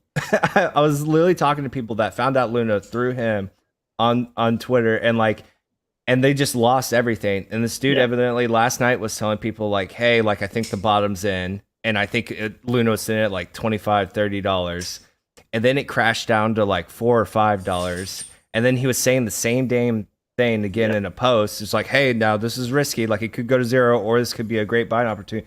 I'm like, how insensitive and callous do you have to be to continue to just tell your audience this is a buying opportunity? Like, this shit is broken. It is proven it's broken. Just to protect his own bag. Exactly. If I can convince enough people to buy in, it'll stop the bleeding of my bag. Like, I don't know if he can remove himself from it or not, because he might be too emotionally tied at this point, because it sounds like he lost a fuck ton of money as well. But like, you have to take a step back and realize what you're doing. It's like, bro, you are a voice of fucking reason. You do have an audience that fucking follows you, and the shit is clearly broken. It's lost its peg several times beforehand. This is the third time. It's funny because someone was giving me shit about warning people at 90 cents when it lost its peg for the third time. It's like, if this shit can be manipulated, it's going to be manipulated. People are going to take advantage of it. And they just broke it. They literally just broke it last night. Luckily, I got a friend out around 90 cents, and he still lost $300,000 and like was having anxiety, couldn't find liquidity. At 90 cents, liquidity was already starting to dry up. Taking 10+% slippage, could only do, like, he had a large position, could only do a couple $100,000 at a time, losing his damn mind. And like, and that's just a fraction of what people were experiencing last night. And that was at 90 cents. We started getting 70 cents, 80 cents, and tried to rally back up. Now I think we're sitting at 50 cents. Luna is like $2 fucking. That shit is dead. And to continuously tell people like, hey, this might be a buying opportunity, bro, that is so fucking bad, man. It's so bad. Like, you can't do that, especially if you have an audience. You just like, hey, this shit's done, it's over with. And a couple other my buddies that I streamed with not too long ago, Million or Moon, is funny. They made a post about saying they bought it like $4. So I was like, hey guys, like, I love you guys. You guys are smart dudes, but like, be careful posting that too, because you have an audience, and we have to think about like the people at this point. Because this stuff has proven that it's broken, and people do listen to us for advice. There's people whatever happened to no financial advice, dude. Yeah, like, and they're desperate. And they're desperate too, right? Like, they want that hopium. So if anyone they trust is willing to give them just a taste of that hopium, they're going to take it, and they're going to hurt themselves even more. So like, everyone that bought $4 or $5 Luna like 5 or 6 hours ago, they're down another 50%. Yep. Well, and so the bleeding just doesn't stop. We were talking about it earlier that there was a path that would actually force it down to zero. So it wasn't speculation, it was mathematical. So buying it at any higher than zero was a bad idea. So I think it was only a matter of time before it imploded. Yeah, that's right. Because if you think about the proportion between like it dropping to $1 and then it dropping to like 1 penny, it's like holy S. It's like a whole other set of like. You think you're getting a 99% discount, but it can just go down another 99% from where you bought in. Yeah. And how brutal is that? And like, remember this, guys. Most of us that have been in this space any length of time has gone through this in some shape or matter, right? So like, remember how that felt. Like, not like some this. Like this. Kind of. I was saying nuance and wreckage. BitConnect when the UK government, when the motherfucking UK government came out and was like, this is a motherfucking Ponzi, we are shutting it down. So this is like an entire government calling it out for being a Ponzi. It did not crash as quickly as Luna did today. And Luna was not an outright scam. It was just poorly coded DeFi. Like, as in, you know what I mean? Like, BitConnect was an actual Ponzi scheme by definition, and it did not crash this fast. So I've never seen anything like this. In my Well, entire I mean, time that's in what crypto, happens when this the is- code is like cooked to kill the project, bro. I mean, it's worse than being called a Yeah, Ponzi. good It's like, point. let's just arbitrage ourselves into death Hey, spiral. Jesse wants to come on if it's a good time to ask any questions. I mean, Yeah, dude, I'd bring rather him in you because guys my ask brain the is questions mush. than me, So. probably, so you can be a little more Who? detailed. Jesse, Yeah, that's good. And Jesse, Jesse, Yeah, guys, do for it. people that don't know, I'll try shut up, even though it's hard no, for me. but for people that don't know, I actually like Jesse Don't do that. as a person. I think he's fun to talk to, and he's a motivated young chap. But I'm just like, I'm here.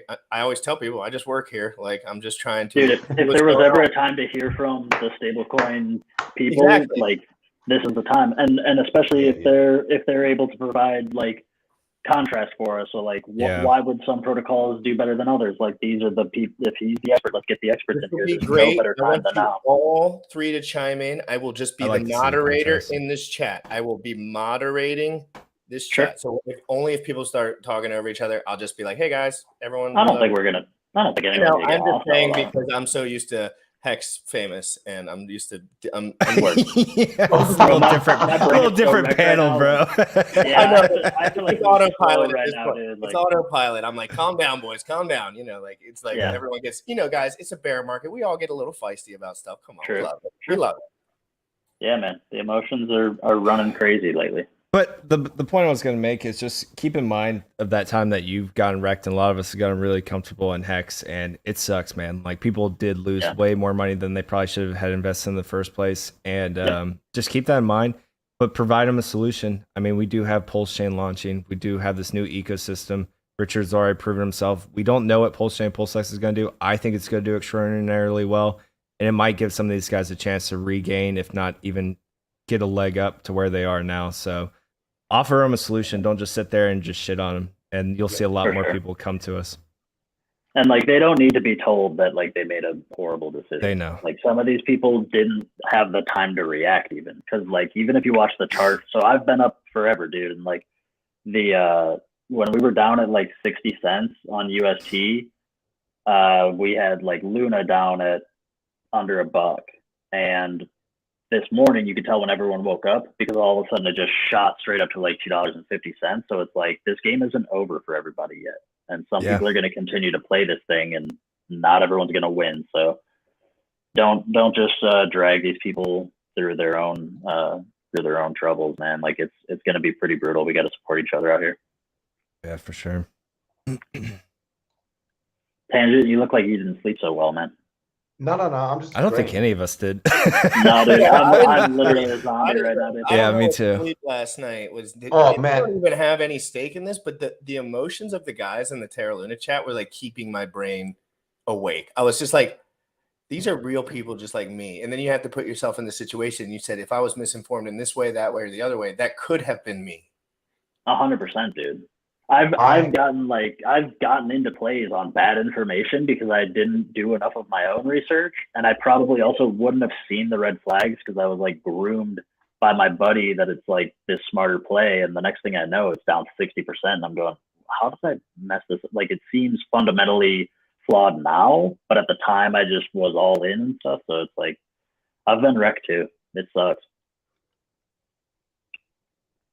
$4, but $2. I always sleep like a baby, guys. I don't want to draw hate towards me, but no matter what, I always sleep like a baby. No matter how much money I lose, no matter what's going on, I sleep perfectly. I'm in it for the tech, bro. I'm in it for the tech and the Z's, bro.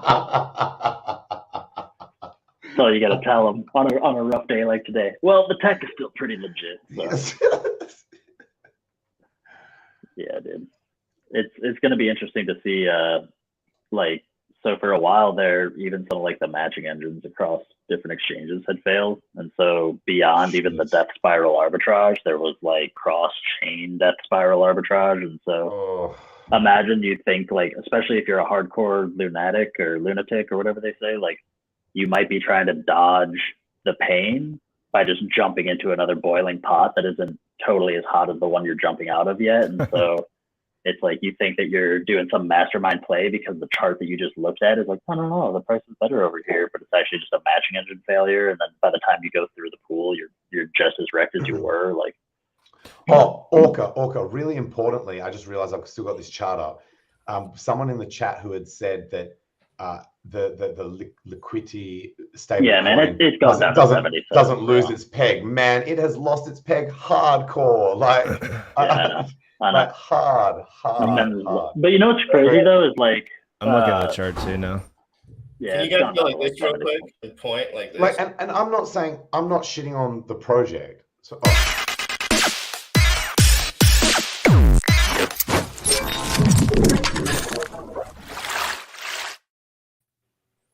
Oh, we were done playing. Okay. What up, Jesse? What's going on? How are you doing today? Good. Dude, I could take a nap with your background, dude. It just seems so soft and light, and I haven't slept in a long time, so I'm like ready to just float in the bubbles, bro. So it's super unfortunate what's happened with Terra. If you go into the Liquid Loans Telegram, go all the way back to October 23rd, I talk about how Terra was broken and how it would fail. And that's exactly what happened. On the stream the other day, you had some Luna guys on. I tried to give the same warning. I said, this is broken. It doesn't work. And it's very simple, the reason why a lot of these why these stable coins don't work. They're not fully backed. They're fractional reserved. There's nothing backing the value of the thing that's being minted that they call a stable coin.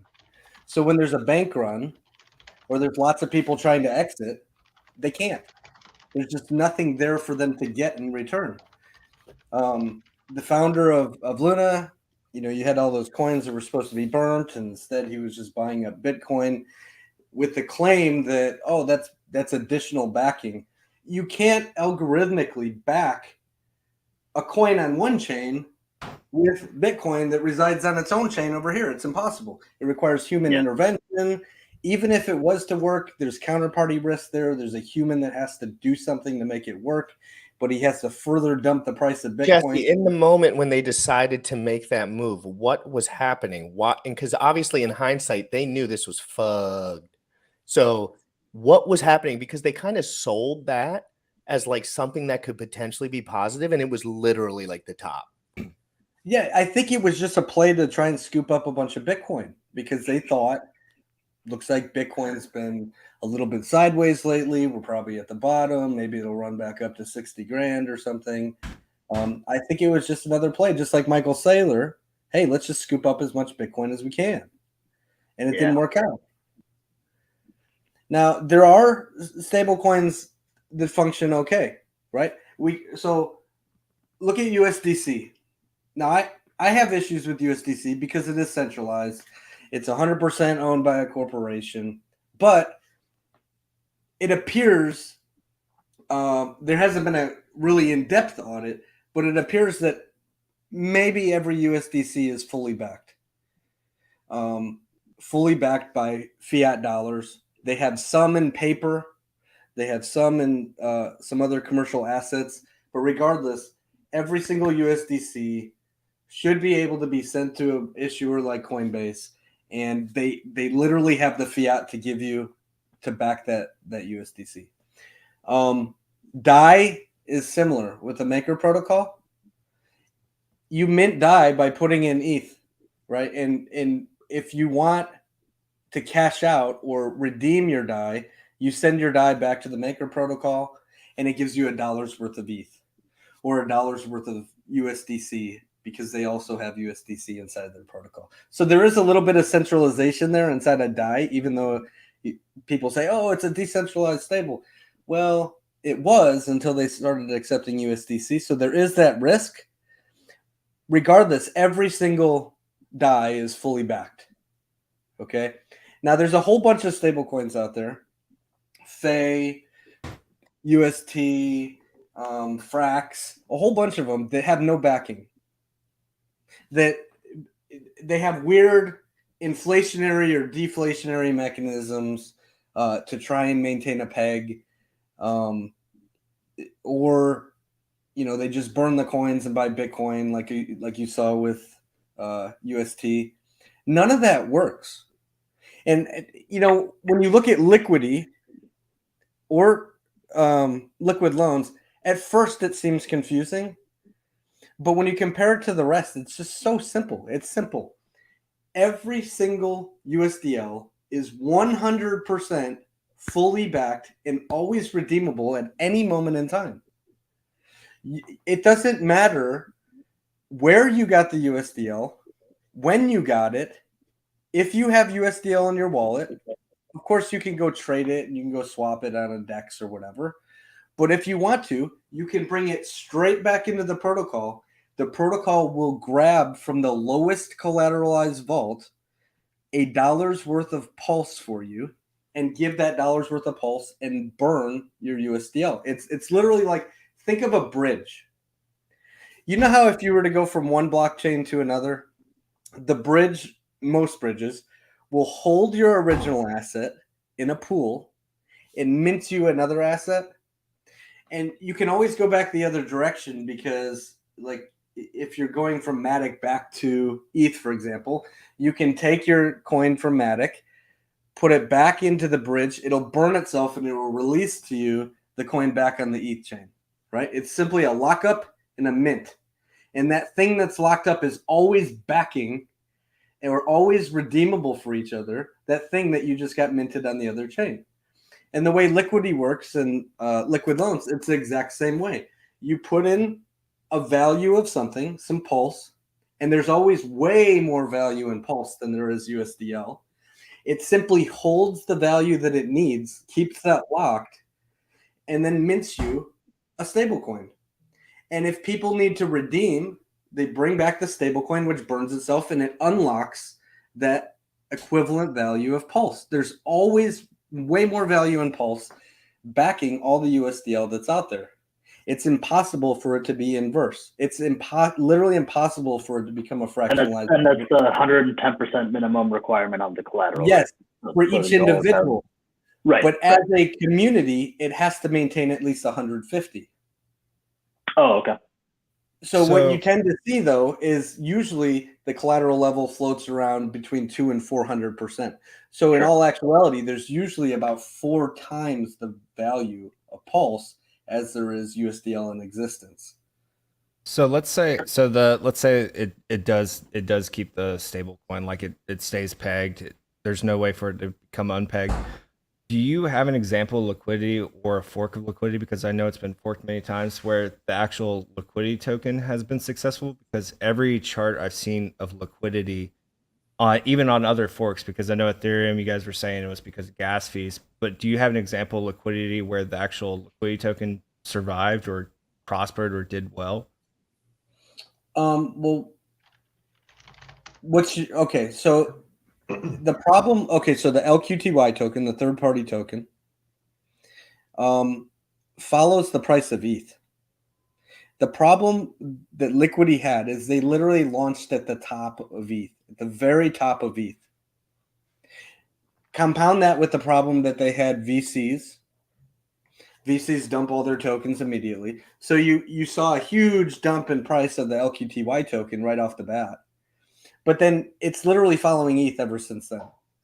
Okay, but real quick on that, I mean, you guys still have team tokens as well, right? Would you not consider that some form of VC token distribution?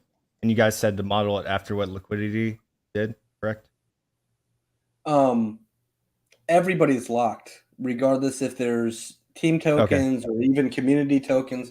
People have chosen to lock for up to 2 years. So like everything's spaced out. You're not going to have. There's actually a very small amount of the supply that's going to be out in existence. Does the team have a required lock, or is that up to their own discretion? Any locks or any tokens owned by the team are, yes, they're absolutely locked. Okay. For what time period? For longer than the communities. Those are all very vague questions. So there's no set time the team tokens until are we release locked? the numbers, which is soon. Until we release the total supply, which we have. It seems like very like political skirting of like a straightforward of like team tokens are locked for this X period of time or not. So you just can't tell me yet, correct? I can't tell you yet. Okay. When we release all the everybody's token counts and everything, everybody will see exactly where everything is, and that's going to be very, very soon. We're Okay. like, What I what think is we're the status done. of We're just- what is the status of testnet? When are you guys expecting to hopefully launch on testnet? Hold on, hold on. Sorry, Motley. Okay. Before you move on to other topics. Yeah, go ahead, Tangent. Sorry. Jesse, can I quickly just ask you, like, so I'm a fan of liquid loans, but for the viewers, these three things sounded quite similar. So the one that you said where you can go and get USDC or ETH, the one where you're going and getting Luna, the one where you're going and getting Pulse, they actually sound quite similar. So what's the difference that actually, because obviously you're going and trading it for something that has a floating market rate. What's actually the difference that stops this situation that happened with Luna from happening in liquid loans to the USDL stable? All right. So first, every single USDL is directly redeemable inside the protocol. But Luna said the same thing, right? That you could redeem it for Luna within the protocol, like decentralized. But it wasn't possible because they burned all those coins. They burned them all. And so check it and check this out too. Look at the Terra chain. They built an entire blockchain just for one purpose, and that was a stable coin. Right? So any stable coin that requires you to buy its own native token and then use that same native token as the collateral usually ends up being extremely volatile and risky. So you're saying the difference here is that loan is not the collateral, Pulse is the collateral. It's not. So it's like you an can't use that as external. collateral at all. No, that loan token is simply for you to collect the fees. That's it. So you've got token. Yours the collateral has to be.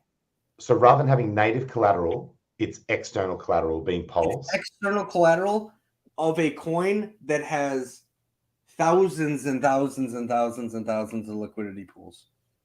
So in that fashion, okay, so that's because you're using something like Pulse or something like ETH, it's impossible for a whale to come in and manipulate the price on one liquidity pool, or even two, or even five, and then wick the price and harm everybody inside the protocol.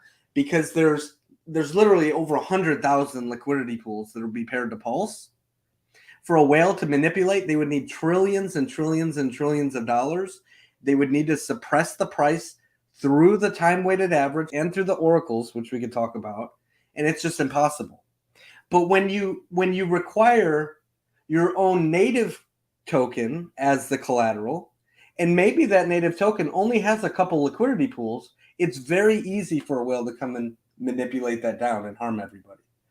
You want to use the most liquid thing on existence on a chain, the thing that has thousands of liquidity pools. So you use either ETH on the ETH chain or use Pulse on the Pulse chain. But if the USDL token did go off peg, could a similar death spiral occur or not? No, because no, because of that. Here's what happens with liquidity pools. I think I get it. The question is, how fast does it recover? Liquidity has been around for just over a year now, and it has recovered time and time again faster than any other stablecoin. Let me explain why. When the value of a stablecoin dips, like you may see a stablecoin dip, like, well, this one's horrible, right? It's 30 cents or whatever it is now. But when a stablecoin dips, there has to be an incentive for people to buy it and raise that ratio back up compared to what it's paired to, right? Mm-hmm. You have to want to buy it. With liquidity, you want to buy it. If it dips to 97 cents or something, everybody in the world goes and buys it up immediately because they then can take that they got at a discount, that stablecoin they just bought at a discount, bring it straight back into the liquidity protocol, and the protocol will give them $1 worth of ETH for that in that split second. And then they can even swap that ETH back out as soon as they get it for a $1 worth of LUSD or dollars worth of USDC. They just made an instant 3% or whatever profit. It took nothing at all. And there's actually bots that do this. So whenever the price dips, there's literally an incentive to immediately buy up that ratio because the protocol is guaranteed to give you $1 worth of something. That mechanism, that guarantee was not there with Terra for a number of reasons. Like they literally backed it with Bitcoin on a different chain. It doesn't work. It's impossible. Yep. I see what you're saying. Yep. And so, Now- Jesse, do you mind diving into the? Unless you got more, I was just gonna ask if you don't mind diving. Now into Oracle. somebody said there was a little bit of talk about oracles, and there's a couple myths about oracles that need to be cleared up. So if you do not use oracles, what you have to do with your code is you have to say, I'm looking for a price feed of, say, Pulse, and you have to code in a specific token pairing on, say, PulseX. And maybe that pairing is Pulse paired to USDC. And maybe you can grab another token pairing, Pulse paired to Hex. And maybe you have an equation where you can derive the price from that. And you put that back in your code, and now your code's immutable. And then everything's good to go.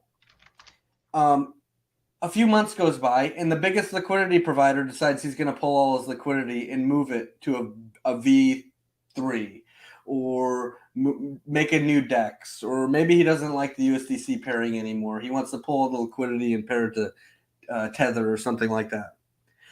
Now what just happened is that liquidity pool is either completely drained or it's super thinned out and it's super volatile and it just screwed your entire protocol because your protocol is relying on that price feed from that DEX. It's hard-coded in. You can't change it. And somebody just moved their liquidity somewhere else. So what oracles do, and there's a way to do this decentralized. Chainlink does this, Band, Teller, API 3, is what they have is you have a decentralized group of nodes, and it could be the same people who are running the validators, for example. They can just be pulling price feeds from all sorts of different places and feeding that data back into the protocol. And your protocol is scanning the feeds that are being fed back into it and saying, well, wait a minute, that one differs from all the other nodes, and it kicks, if there's any discrepancies, or if somebody tries to manipulate, if they're running a node and they try and feed a bad price feed or something back in, the protocol literally kicks it out and doesn't accept it because it doesn't match all the rest of the nodes. Now, anybody can run a node, not just one single entity or one company or whatever. Anybody can. It's completely decentralized, just like proof of stake or just like a proof of work blockchain. You have nodes that are feeding the data. And when you do it that way, it doesn't matter if liquidity is pulled from one place and put somewhere else, because the nodes simply, they just update where the feed's coming from, and they feed that they keep feeding that data back at all times. It literally protects the protocol for years and years and years to come. There's this myth that oracles are a single point of failure. They used to be. They used to be a long time ago when people invented them, and it was just one single company that had a website that was feeding prices to a protocol. And if that website went down, everybody was screwed. But nowadays, people have figured out with Band and API 3 and Teller and Chainlink, well, wait a minute, that is risk. So instead, let's have the community run nodes that feed that data back into a protocol. Okay, so it's very, very different. And some people haven't updated their worldview yet, maybe because they don't understand or they haven't taken the time to research it or whatnot. Uniswap even wrote an article about how oracles protect DeFi protocols. We're talking Uniswap. Uniswap themselves talked about why oracles are essential for DeFi to protect the longevity of a DeFi protocol. Real quick question on the node. So let's say there's a community node. How, and let's say its price feed differs than what's currently distributed everywhere else. How is it chosen on whether or not it gets rejected or accepted again? You said it was by the validators, or So you can have in your protocol, say if there's a difference in price on one of those by 5% or 10% or 15% or whatever from all the rest of them, it's just going to reject that single feed. Okay, so you're saying the nodes is all the community nodes was way to decentralize it, but if I have a node up and running and let's say my node is the accurate price feed, but it's out of band, it's gonna reject it. Well, you wouldn't be the only accurate one because all these nodes, they're pulling the feeds from different areas. One node could be pulling a feed from 5 different pairings. Another node could be like they're all pulling tons and tons of feeds and feeding them back in. If there's one that's different than all the rest, it's not likely that one single one is the accurate one and all the rest of them are incorrect. But then you also do a time-weighted average on top of that, and it literally makes it impossible for a whale or somebody to come in and wick the price on a token pairing and have it screw the protocol. It's impossible. If you don't have oracles, you're actually way more at risk in the DeFi protocol than with the oracles. What oracle is Liquid Loans planning on using for oracles? Well, we're working with some right now. Okay. We will have information for people to potentially participate. Okay, so not set in stone yet. We have a solution. Okay. Give me a lot of political answers, Jesse. We literally have a solution. Okay. There's a lot of really big things happening behind the scenes. I have mentioned that we have a wallet that we're releasing, or a multi-sig that we'll be releasing to the community for the community to use. There are other things that the community will be able to participate in. All right. Things that are essential to the chain. So, every chain needs a variety of things, right? Sure. Every chain needs a good multi-sig. Every chain needs a good DeFi protocol, a good stable coin, a good store of value like Hex. Like, you need a bunch of things, but you also need subgraphs. You also need oracles. You need all sorts of stuff. So we're bringing a lot of those things to the chain. It's not just Liquid Loans and only Liquid Loans. Liquid Loans will be bringing a lot of different things. Very cool. As far as the oracles go, it sounded like, and I know that obviously you have some details that you can't share, but if you can help me out if I hit anything. So it sounds like maybe there's multiple oracles of different origins that could be coming together as sort of like a mesh solution here. Is there any? I'm not very familiar with the different modern oracles. Okay, so is there any discrepancy between the way that two different oracle providers, if you will, may have their code written where they would all of a sudden be like conflicting with one another, where even though they're accurately pulling prices, their internal decision making for how they're able to access that data, whether that's the speed of the data or whatever, how do we ensure that all of these different oracles are able to read the information the same way at the same time?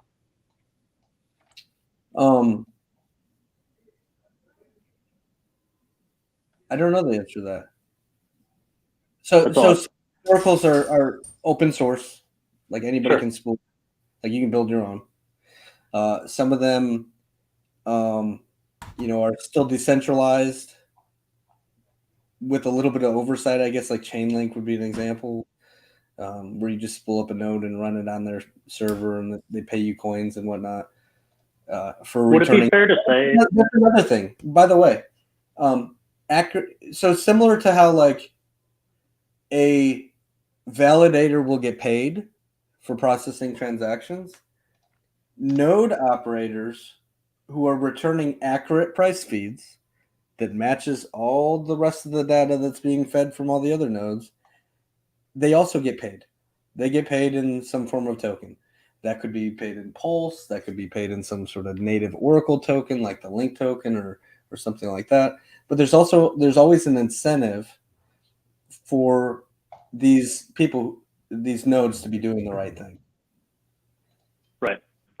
So it just so that I can kind of like envision the structure then. So multiple Oracle providers, but then the node network would be a much larger, community, if you will. And so presumably one node would be running one Oracle, or is it possible that one node could run the whole gamut of them, or one node, like one price feed, Okay. So sure you could do more, but okay. I'm just curious because then it's, I'd just be curious to see, or excited to see, however you want to phrase it, for oracles of different origins to maintain accuracy. And I guess, could you explain a little bit about the TWAP, because maybe that smooths out whatever different speed feed these different oracles produce? Is the TWAP, right. Is your TWAP somehow able to keep the price in a decent range? Or? There's also a little bit of a chicken and the egg syndrome here, because oracles pull data from exchange feeds is where they pull them from. So once an exchange lets pulse, that's where those price feeds for the oracles will come from. But then, like you can also pull feeds or prices directly from the dexes, but you have to time weight them. Because if all you did was pull a feed and then there's like from Uniswap or PulseX or something, and there's a wick, which you see. Sometimes you see that with Hex too. There's just a big long wick for some reason. Sometimes up. It's like, oh, look at Hex. It's $10 for a split second. Like that could literally wreck people in a protocol. So you have your protocol just reading the feeds and saying, okay, we'll take an average over a period of time so that none of the wicks apply. Like it doesn't matter if there's a big wick, because obviously that's a little bit of manipulation or whatever. You want a smooth price to dictate what happens to your protocols. You just take an average. I just want to take a second. Like I'm reading some of the comments and stuff, dude. Like we're keeping it all civil here, I feel like, and we're all just like learning. Don't beat each other up in the chat, bro. Like this is a good opportunity. If you have questions, ask the questions. And like I should do a better job of bringing them up on screen or whatever. But we're just trying to learn here, dude. Let's say worst case scenario, this dude's gonna like bomb the whole United States. At least in front of 100 people, we could like talk to him for a minute. Like, guys, even if you were just delusionally, like that analogy, bro. Well, I mean, come on, like, you know how people get though. You know how people get in this community. They either want to put a bullet in you. We're all on a list now. Thank you. But that's one thing in the community that I'm trying to change a little bit is that I don't think you should hate someone or dislike them. Like it should just be like, you should just learn about them and like. I can't even take GRC seriously with this Karen haircut he's got right now. Yeah, that's like. Let me speak to your manager. This is the pulse chain haircut. I said 1 year ago. I won't cut my hair. Haircut to Brooklyn. We're doing it. Okay, so let's recap on a couple of things just to remind the audience. Stable coins are essential. You have to have something that is worth $1. Or $1's worth of something. Yes. You could always just bridge in USDC as well. As a community, we don't like centralized things because there's counterparty risk. So we don't necessarily like USDC because it's all controlled and has admin keys, and if they want, they can turn it off, and all the reasons that we talk about all the time. I like what's been proven to work so far. But we use it anyway. We use USDC anyway. There are others that work. So DAI is okay. Maker protocol is all right. Richard actually likes the Maker protocol. But we've identified a couple flaws with it. One, there's only one front end. They literally can turn off that front end and nobody else is running a front end. They have an emergency off switch, essentially. Now, the code you could build another front end to it, correct?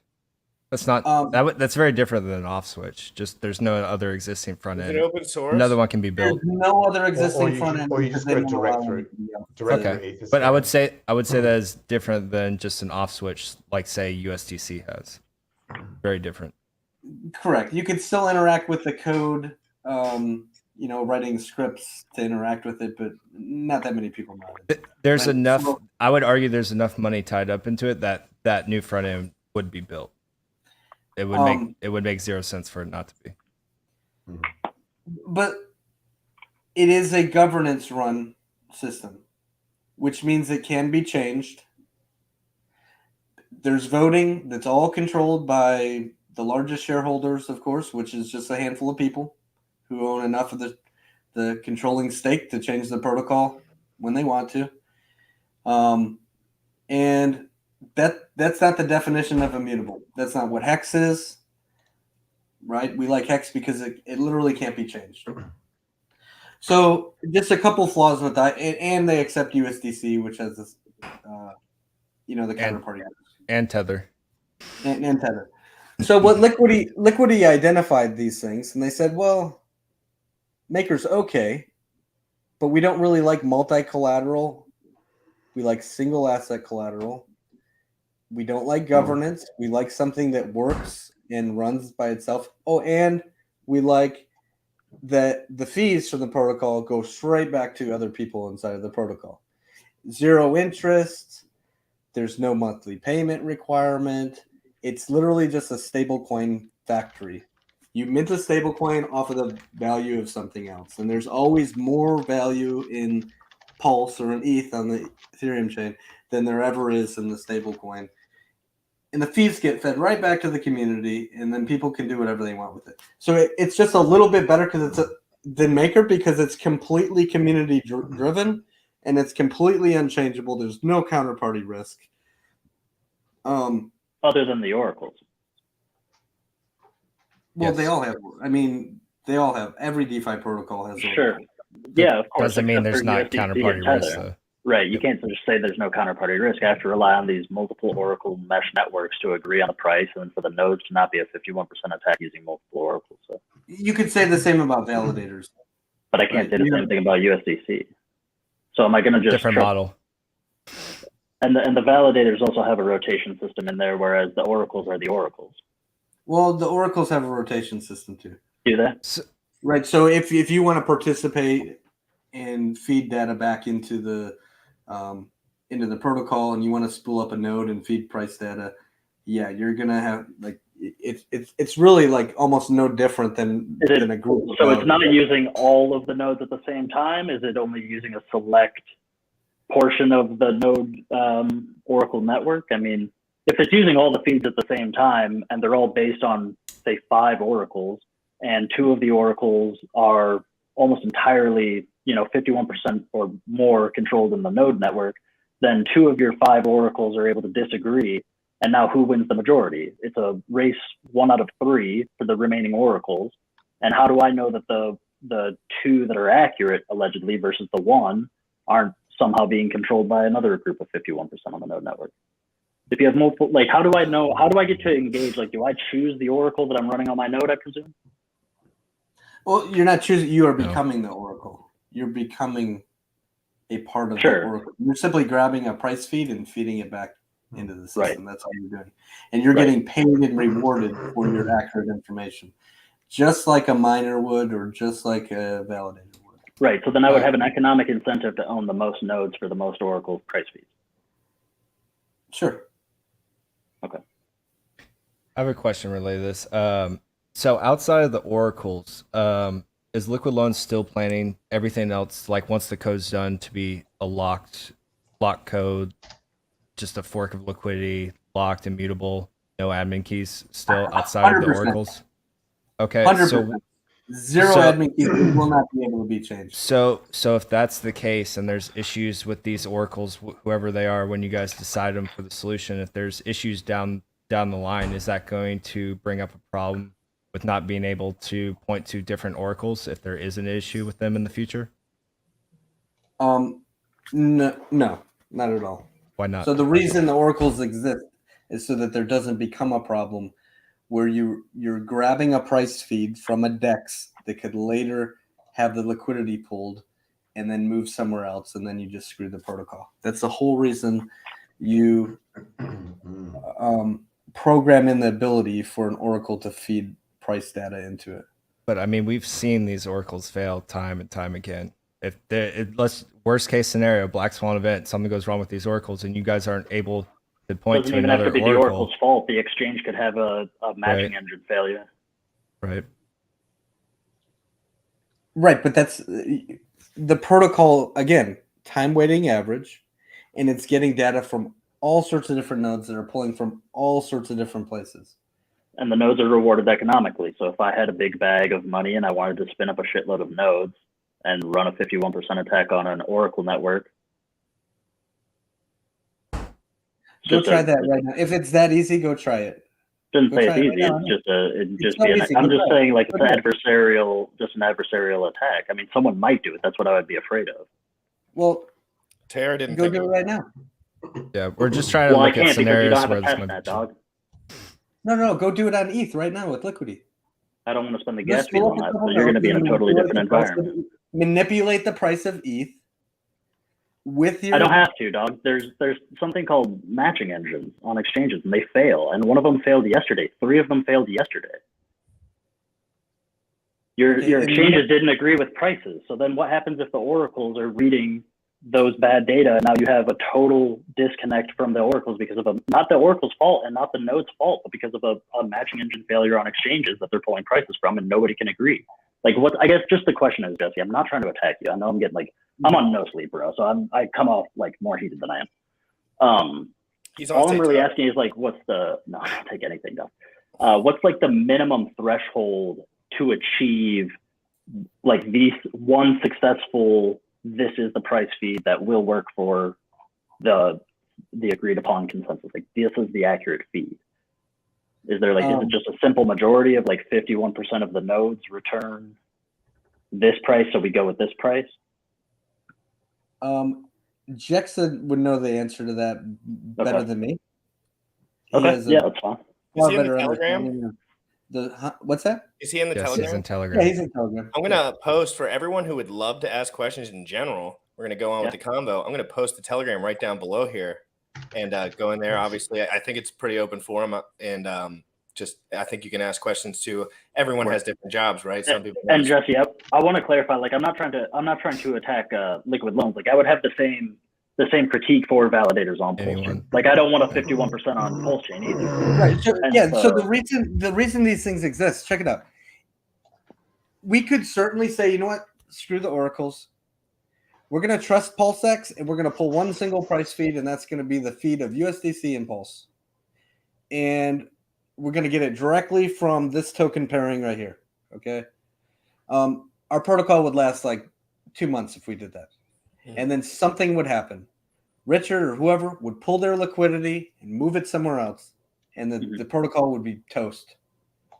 So what you do instead is you pull multiple feeds. You pull from Uniswap, you pull from PulseX, but even that's not enough. You have to protect the longevity. Can I ask a quick question? What you say, well, we have to pull from all the exchanges that will also list Pulse in the future. So you have people spool up nodes, and you have those prices fed back into the protocol, and then all of these different prices that are being read are being bounced off each other to ensure their accuracy. And if there's any weirdness, if there's any one thing that's a discrepancy from the rest, it kicks out that, and it's still time weights average to the rest of them to avoid wicks. And now you just saved everybody for years and years and years to come. Like, the reason these things exist is because you have a protocol that is reliant on the price of something. In the case of Maker, the prices of ETH. In the case of Liquidity, the prices of ETH. In the case of liquid loans, you have to know the price of Pulse. And you want to have an average price that's not manipulated, not wicked, and not pulled from one single place, but pulled from many places and many different people or nodes feeding you that information, so it's as decentralized as possible. Sure. No, I respect that. The question, oh shit, I might have just lost my question. Give me just a second. It'll come back to me. Oh, just remembered it. So the oracles that are getting the price feeds, we were talking about the token pairs and like how you wouldn't just want to go after the one token pair. Mm-hmm. So then are the oracles then finding the value of the same token pair but from different locations? So like a Uniswap PLS, like a PulseX pair that's PLS USDC, and then do I have to go find another PLS USDC? Or how am I finding consensus on price? Not necessarily, because you could literally pull a pairing paired to hex. You could pull any number of pairings, and there's always a dollar value associated with that pairing. Okay. So and there then could be a Pulse okay. USDT pair. There could be a Pulse USDC pair. There could be a Pulse Bitcoin pair. And you always have time weighted averages, right? Because if Bitcoin dumps, there's always going to be arbitrage that fix it. But there's always a dollar value associated with whatever price that you're pulling. Okay, So but if I'm comparing from a variety of them, sure. If I'm comparing, say, like Bitcoin and Pulse, and then say like USDC and Pulse, I'm doing a time weighted average. Presumably, I just lost it again, dude. I need to fucking go to bed, dude, and sleep. Like I'm wrecked, tough. dude. I'm wrecked right now. You need me on 100% talking about this shit. Yeah, dude, because it's like as soon as I feel like I'm about to ask you a good question, I just can't remember it. It'll come back to me. Shit. Even Dr. Robotnik has his days. Dude, yeah, I got to put the AA batteries in or something, though. What happens if the Oracle Motley is no longer available? Motley, Yes, did you ask the question that I cut you off from? I don't even remember anymore, bro. we're all right. We've moved on from the initial. I'm sorry, man. I'm sorry. You're good. it's always available. You were talking about token allocations, team lockups, and things like that. That was the line of questioning that you were in. And I think Jesse said he'll answer it, but just at a future date. So right now, don't have answers for it. Go ahead, Orca, before you forget. Yeah, for sure. So if I'm taking like a Bitcoin PLS pair and then like a stable and a PLS pair, as Bitcoin, like that's one price from one exchange, right? That's one Bitcoin price. So then do I have to have a second observation from an Oracle of a BTC PLS pair? Because otherwise what I'm getting is there's this Bitcoin PLS pair and Bitcoin's price moves. And then I'm considering a time-weighted average of the cost of Bitcoin versus other assets that, one, aren't moving, and then other assets that are moving. And so how do the nodes get an accurate understanding of what was that's the question, is where's the minimum threshold? You clearly can't have an exact measurement of what Bitcoin is worth, even on a time-weighted average, versus another. Remember, the feeds are coming from an exchange, and they are telling you what the price is at that moment. Sure, but one, again, matching engine failures. But if everything was going smooth, and I have Bitcoin PLS on an exchange, that price feed is coming in, and I'm using that to justify what is the value of one PLS, and then I know that there's a stable PLS, and I call that $1 to whatever the PLS is. These time-weighted averages that you're making are variable. There's multiple assets that are moving either up or down in price. So then how do the oracles that are searching for different price feeds justify that the time-weighted average of hex that says that PLS is, say, one PLS per hex, just making numbers easy. But then this Bitcoin PLS time-weighted average does not equal, the two time-weighted averages don't actually equal the same underlying US dollar value of PLS because of however much Bitcoin moved over time versus however much the hex price moved over time. Now we've got two different time-weighted averages relative to the underlying $1 value of Pulse. So how do they, what's the minimum threshold where they go, these prices are within 20% of whatever $1 worth of Pulse is, therefore it's acceptable? Do we know what that minimum threshold would be? Jexa would know. Okay. Or you can dig into the Liquidity docs and you can see what their threshold is. Sure.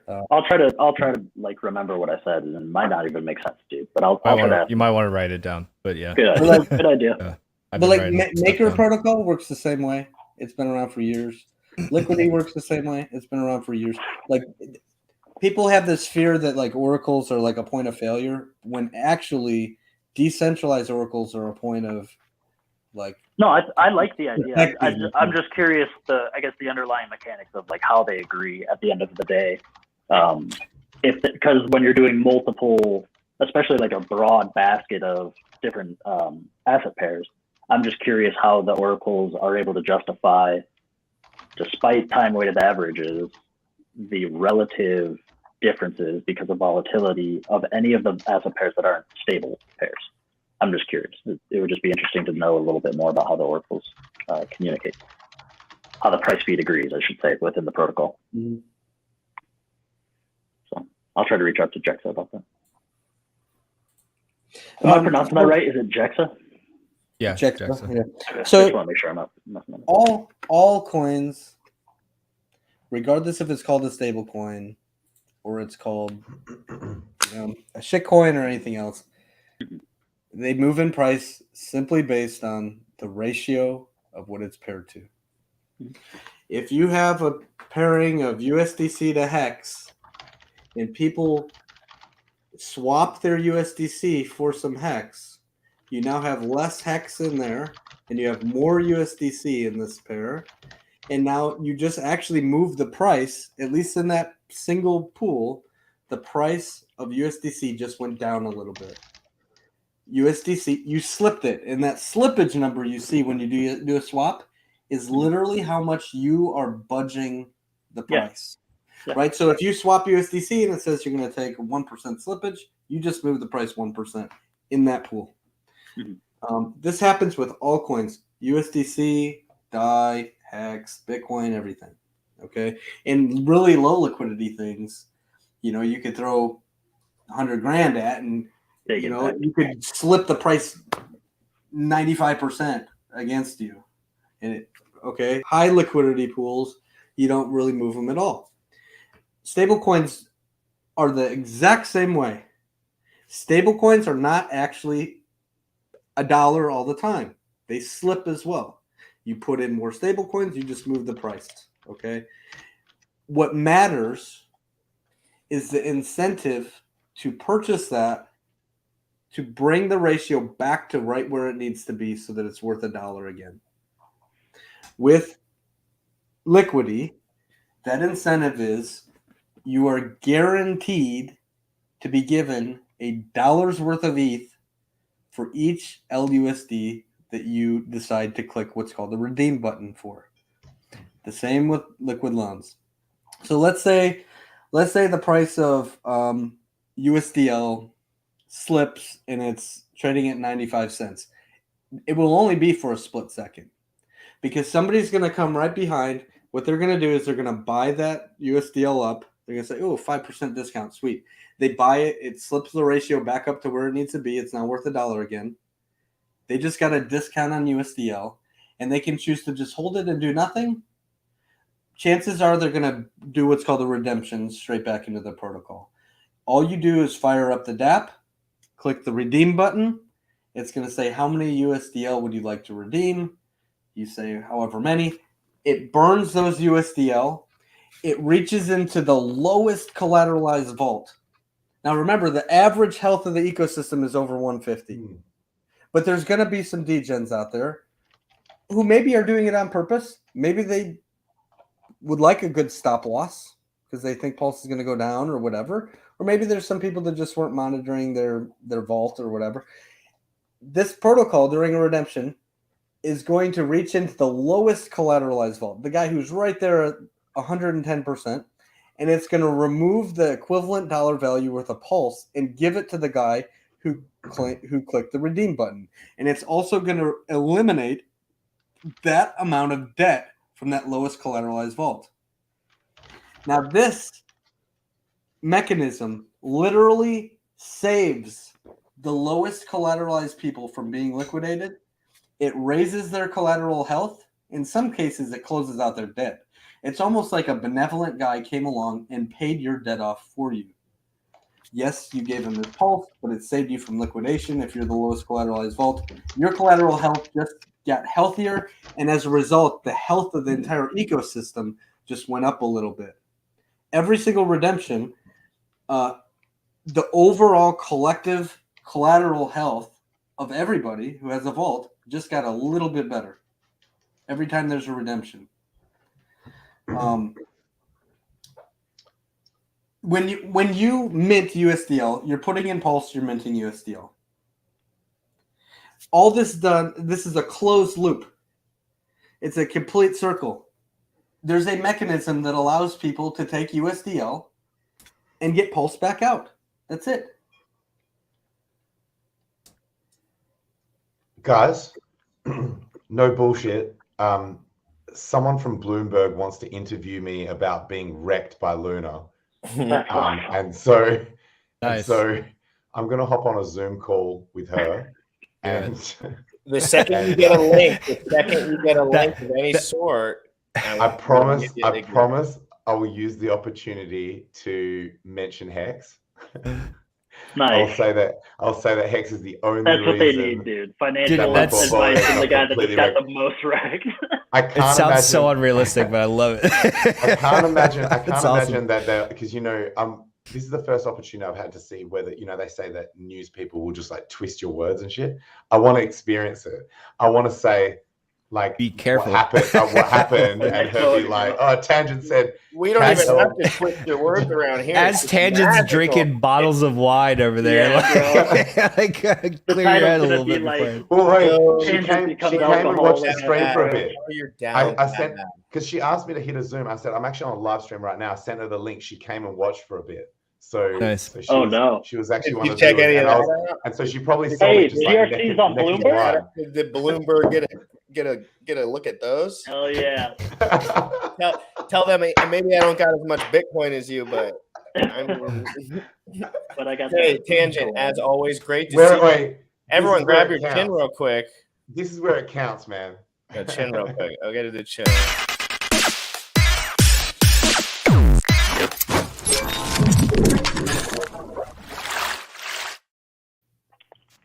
That's way too funny, dude. Gotta hop off. Bloomberg wants to hear how wrecked I am. That's the most random thing ever.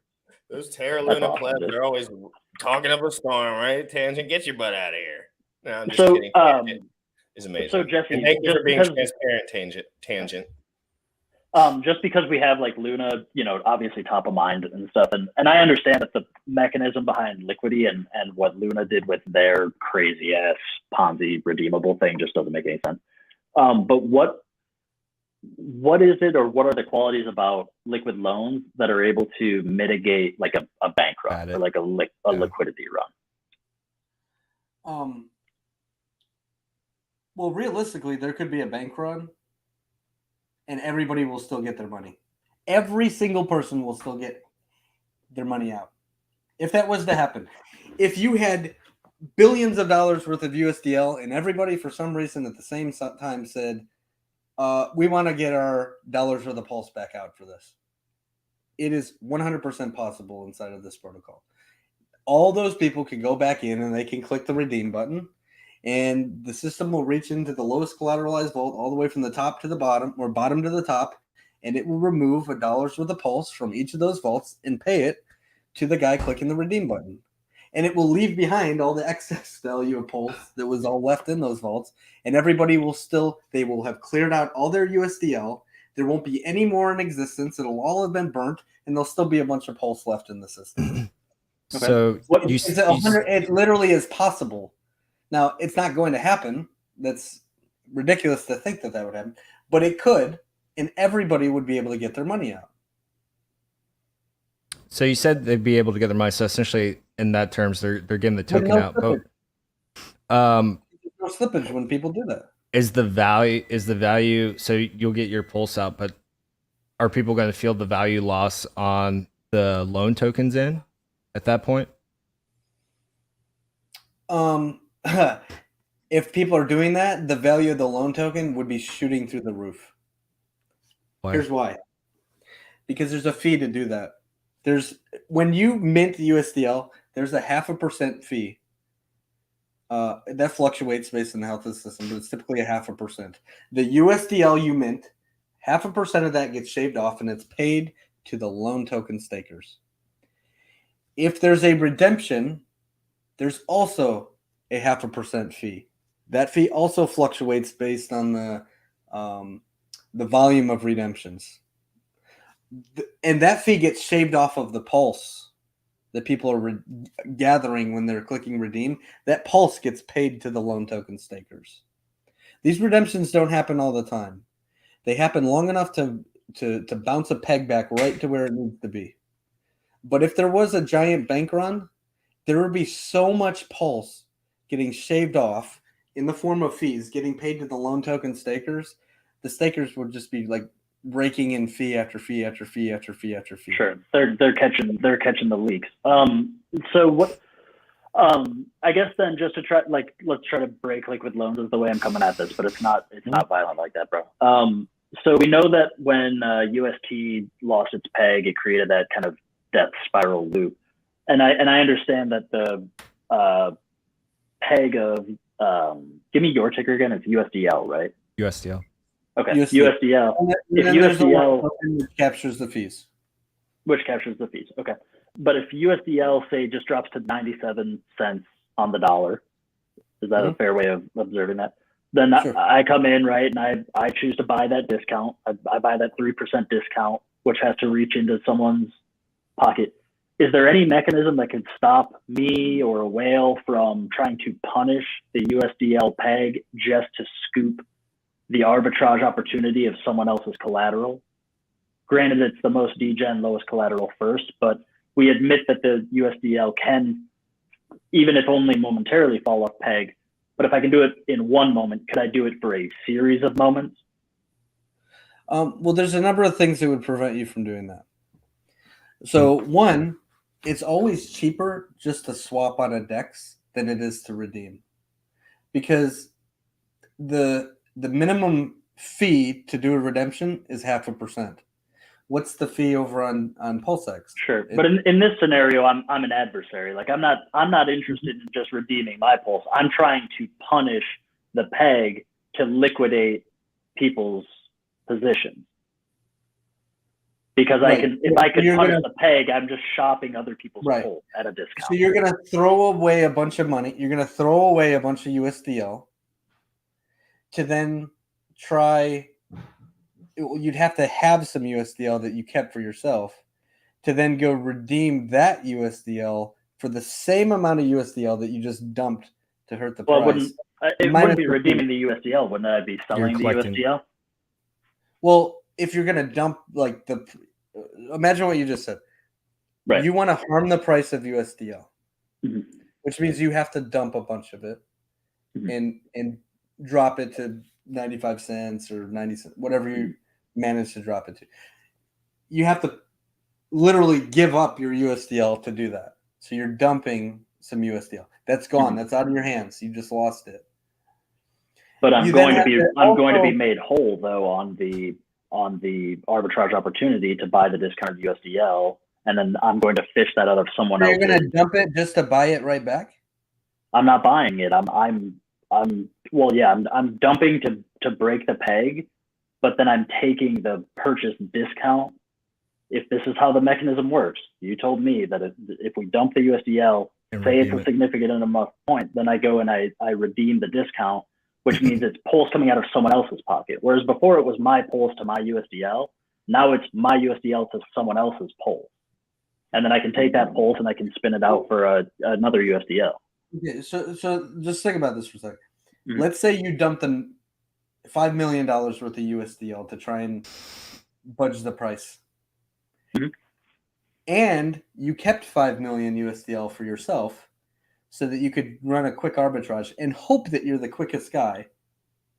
So the USDL that you just kept, you just clicked the redeem button for, and it reached into the lowest collateralized vault and it gave you $1 worth of Pulse for each of those USDL.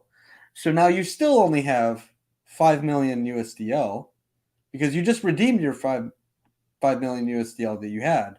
You dumped the price of them, but you dumped the price on yourself. And at the end of this, you literally only have 5 million. But that's assuming that I'm the only one dumping at the time, right? You didn't gain anything. You didn't gain anything at all. You actually lost some value because of the fees. Except, so like in the situation, this is super edge case. this is just super edge case, right? But let's say that I have a multiplier from being a sacrificer and I've time locked it, and now we're in the future. So I've essentially given myself a better than 1-to-1 price on my initial position. So I actually have cushion to dump the price. It doesn't affect my buy. Loan tokens completely separate. Is that what the sacrifice is for? Is for the loan token, not for USDL? The It's just for sacrifice the. that will have loan tokens, yes. So, Okay. but those loan tokens are just to stake and capture the fees. Yeah, they don't affect the. They have nothing to do, like, it's not the USDL. Yeah. It's Okay. just a fee capture token. Okay. Yeah. So I mean, that but if sounds you good. wanted to manipulate the price of USDL, you would have to dump a bunch of USDL. You would have to keep some USDL for yourself. So you're literally dumping your own price of the ones that you kept. And then if you took those ones that you kept and you click the redeem button and you got $1 worth of pulse for each of those, you still just harmed yourself. I mean, if you're selling into, like, say that for whatever reason, just the market at the time is a net outflow, like the market is selling a little bit more USDL to redeem their pulse. It's a redeem, I guess. You're not selling USDL. You redeem USDL in You redeem, and redemptions don't slip the price at all. They don't? Okay. So you have to sell USDL to try to split the price. Instead of ratios, it just grabs from the vaults. That's all it's doing.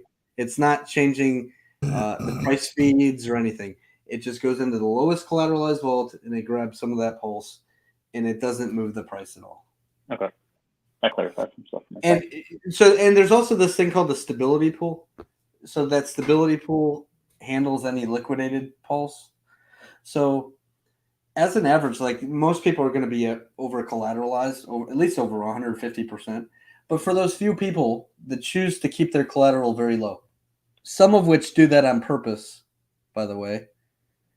Imagine if you collateralized ETH and you said, you know what, I think ETH is going to go down, by 50%. So you collateralize to the minimum. You put in 110% collateral, and you knew as soon as the price moved 1%, you were going to lose your ETH in the liquidity protocol. You lose your ETH. You already got all your value up front. You have all that LUSD. The price kept on going down. You just had a good stop loss. Okay. So that's an example. Some people will literally choose to cash out and use this as a stop loss. Not everybody. The system won't let everybody do that, but some people will choose to do that. You may even see protocols that say, hey, we need a big sum of stable coins to pair against our token. Maybe that's the Power City thing, or maybe that's the Fiat, or maybe that's Pulse Doge, or any of these other protocols say, hey, you know what? We want a stable coin to pair with. Well, guess what? They actually have to mint some of them themselves. There's only one way to make these stable coins, and that's to put in some Pulse and mint against that. Some of these protocols may wish to under-collateralize, put in the bare minimum 110%, knowing that they're going to have basically a 10% fee to mint millions of dollars worth of USDL. And that Pulse would get liquidated if the price of Pulse went down a bit, but it's very simple how that works. Those Pulse get spread across the stability depositors in the protocol, who all pick up a little piece proportional to what they have in for USDL in this big stability pool. And their USDL burns as if they're paying the debt instead of the original borrower. So the original borrower lost their Pulse. Their debt is closed. The stability depositors purchase that debt out of their big stability pool and burn some of their USDL to pick up that discounted Pulse. None of the price moves during any of this. And this is another problem with the other stablecoins. During a liquidation, other stablecoin protocols take the collateral and usually they dump it straight on Uniswap or on another DEX, which further harms the price. For example, Terra, there were some manual requirements there, but for them to try and peg the value back, the founder would have had to take that Bitcoin and go further dump the Bitcoin to purchase UST back up again. right? He has to he has to literally dump the price to try and pump the price of something else. In liquid loans, that doesn't have to happen because you have a giant stability pool with a crap load of USDL sitting in there waiting, ready to go from all the stability depositors. In the event that there happens to be a liquidation, some of that burns, they pick up the pulse, no movement in the price. Okay. No, I mean, I like the sound of this more than obviously than what we saw with Luna. Just a little bit. Right. Yeah. No shit, dude. So, but I need to become a little more educated on oracles and just how that kind of consensus is formed to really feel like I have my hands around it. But as far as the general backing things by having more of the important stuff than what you can get in terms of a loan, that makes total sense. So you've helped clear, and dude, I'm getting trolled in the chat because I fucked up what the sacrifices for. Like, bro, get at me, dude. Good. How about you do fucking 30 minutes of help for the community instead of talking shit? But so it's down, Orca, down. Yeah, no, dude. Like, bro, I'm tired, dude. I'm up for 2.5 days. Like, come on. But no, I really appreciate these answers, dude, because they're helping me paint a much better picture of the project, dude. And it's probably like the second or third time I've heard you answer some of these questions, but you know how it is, dude. Needed to sink in. Yeah, listen, we literally looked at all these stable coins almost a year ago, it feels like. And we said, we know that Pulse Chain needs to have one. If Pulse Chain doesn't have a stable coin, then there's something wrong. Every blockchain has a good stable coin, whether it's DAI or Liquidity, but there's a lot of broken ones. In like one by one, Christian did a lot of the legwork before we even started digging into it, the rest of us. But like we looked at every single protocol and we said, what are all the failure points? What are they using to get their price feeds? What are they using for collateral? Is it okay to use your own native coin as collateral? Well, that sounds dangerous, and here's why. Because there's only a couple liquidity pools. And like one by one, we literally crossed them all off the list. And there was only 2 left standing. And that was either Maker Protocol or Liquidity. And Liquidity literally beat it in every single way. Now, the only issue that Liquidity has ever had, it's not the protocol. You could talk about the price action of the native coin, but that's because of how they decided to launch and when they decided to launch. They had no locking mechanisms. They didn't have a good community. They had we have a 10 times the community, in quantity. They don't have so what locking mechanism are you guys bringing that they did not? So take the community out of it. What locking mechanism are you guys bringing in that they didn't have? Well, we have people locked out month by month all the way out to 2 years. Okay, so you're talking for the We sacrifice literally phase. have community members that are vested in making this thing work and spreading the knowledge of this thing out for years and years to come. And it also the supply will be released at some point. So regardless if they locked it but now, instead of releasing it all on day one, instead of just, okay, here's all the supply, day one, do whatever you want with it. It's a slow release, which gives it gives the community time to spool this thing up and make it big over the next 2 years. I'm just trying to see if there's enough differencing factors or combating factors that give the loan token protocol a chance for success as opposed to all the other liquidity forks that have come forth so far. Because there isn't one to date that has really become successful, is there? Well, you could say that it's on like 4 or 5 chains now. Right, of course. Teddy Cash has 100 people in their Telegram, maybe. Okay, maybe 150. So community and locking feature based on sacrifice is the difference that you're saying. Okay. Listen, community will make anything work. Look at SafeMoon. I think Richard just talked about SafeMoon the other day. It's literally a shitcoin. Why did they do a 60,000x? Because they had a community. They had good marketing. Everywhere you looked, it was SafeMoon this, SafeMoon that. Everybody was talking about it. It was a shitcoin. It did a 60,000x. They had a great community.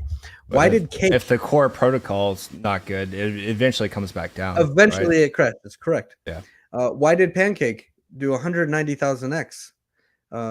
we don't talk about that, but it literally had one of the best charts in crypto. Well, for one, they had a huge community because of Binance Smart Chain.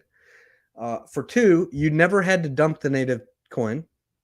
When they introduced single-sided staking, for example, it was genius because now you had a method of staking a token and getting other tokens that you could go dump. So now nobody ever had to sell their cake. Of course, people still did, but enough people decided they wanted to lock cake up and get other things to go dump that the price ran up like 190,000x. Now, Richard's seen the value of that. Of course, now he's made PulseX to do the same thing. Liquid Loans does the exact same thing for Pulse. You no longer have to sell your Pulse. Now you can get something else that you can go dump. And you don't have to sell your loan token if you don't want to, because you can stake that and you just earn the fees in USDL and Pulse. So there's only a handful of protocols that have done this, by the way. PulseX might, first Cake, second Liquidity, third PulseX, fourth Liquid Loans. There's not a whole lot of, I think there's another one, it might be called Lava, but they're brand new. But there's only a handful of protocols that allow you to stake something and get something else residually that you can go dump. And these always do really, really, really well. You can look at the price of the LQTY token and you can say, oh, look, it went down. It went down 90% or whatever. But if you actually look at the yield those people who staked it made, those people are way up. There's an average annual return of like 260 some percent on those because they're getting other things that they're able to go dump. And if it hadn't have been for launching at the top of ETH, if it hadn't have been for venture capitalists at the beginning, if they had better marketing, if they had a bigger community, and if they didn't have 24 other lending protocols that they were competing against, the price of the underlying token would have done much better. I'd argue that it did well staking it because people were earning lots and lots of other things. They still are. You can earn ETH and you can earn more LQTY token. The price of the LQTY token did not do well in the first 2 or 3 months. And there's specific reasons for that. And we've mitigated all those reasons. And we're launching at the beginning of a brand new blockchain with zero competition. So we can capture all in the value of Pulse. And the LQTY token, that's the same as the the stakeable loan token, right? In your protocol. The LQTY would be the equivalent of the loan token. Okay. I just wanted to make sure because you see, obviously, I'm not in here, but okay. Before I wrap up, and guys, I mean, these are the conversations we need to be having because, as you know, everyone just says absolute blasphemy all the time about everything. They never look into much, and people go over Twitter and they just say whatever they want. And that's kind of the common thread here that I don't like. And it's not like these guys in particular that I'm bringing on this show, obviously. It's like most other people that are just kind of like loosely moving through, hearing some stuff. There's people that want to defend everything RH does, but in the same voice, they'll contradict the exact words he says when he's streaming by saying like things should, a lot of the concepts he says, people are just like territorial, right? We have to be more open-minded as we move forward, I think, because obviously like it's pretty intuitive. We're moving into a different, this Hex is built on Ethereum and it's kind of isolated. Pulse Chain is nothing like that. My one question, Jesse, is like from someone who doesn't know as much, right? At some point you have to interact with the banks, right? Like at some point your money's coming home, right? Yeah. Like, so with legislation being how it is in general, like if it's the Wild West, right? How much unpredictability plus how do you exactly interact with the banks while being decentralized in the best way possible? Because most people just say, a lot of people just say, well, screw decentralization. Let's just provide liquidity to USDC and just like get straight to the bank, right? How do you interact with the banks with Hex? ETH and then Coinbase or like whatever. Yeah, you just swap it, right? You just swap it for something that same exact thing. What if people want to front run USDC and just provide liquidity and say, no, I want to do this. And they have so much money that they say this is the way. for USDC. Or like that would be the one that would come to mind. Yes. Yeah. Okay. Good luck. Because listen, liquid loans, it's literally a stablecoin factory that you earn yield in. When you're a stability provider, you're earning loan tokens just by parking your USDL in there. You take your stablecoin, you say, you know what? I've made a bunch of money in crypto. Let me shave some off in the form of a stablecoin so I can protect myself. Where do I put it now? Like you take your stablecoin and you park it in a place that earns a yield. So you park it in the stability pool as an example. Now you're earning loan tokens. And you're earning Pulse when Pulse is in a discount and somebody happens to get liquidated. So you're always just getting a good deal. What are you doing with those loan tokens? You're staking them. Now you're earning the fees from other people. So you're constantly earning Pulse and you're constantly earning more USDL. You can't do that with USDC. So basically that's how you're just making it incentivized to not have to directly do that by the protocol itself. The community, this is literally a community run, a community fee earning stablecoin factory. USDC will absolutely exist on the chain. People are going to bridge it over. I don't think the originals are going to hold value. I think the bridged in USDC is going to be just fine. And I think people are going to make pairings against USDC. But you're going to see more and more people by the tens of thousands that see the value in minting their own stablecoin and then even using some of those to earn fees and having a community run stablecoin, like literally run by the Pulse Chain community, run by us. Yeah, so I see what you're saying. Like adoption has a lot to do with it, right? Like, and you guys have obviously put the word out. So the word's out there. The sacrifice is done. Pulse Chain's coming out very, very shortly, guys. Once the testnet comes out, we'll be playing with that. Guys, this has been an absolutely awesome conversation. We've all been up all night. The market's been absolutely crashed. I mean, we all know what's going on. It's pretty wild. Bitcoin's under 30K tangent. And, so just remember, there's certain guys you can listen to, and then there's hex tangents. So you just want to be very certain. No, I'm just kidding, guys. In all seriousness, just do your own research. Really, if you're going to put your life savings into something over a long period of time and you're not researching it, you're just relying on Twitter and stuff, it's very problematic. If you're relying on me, also very problematic.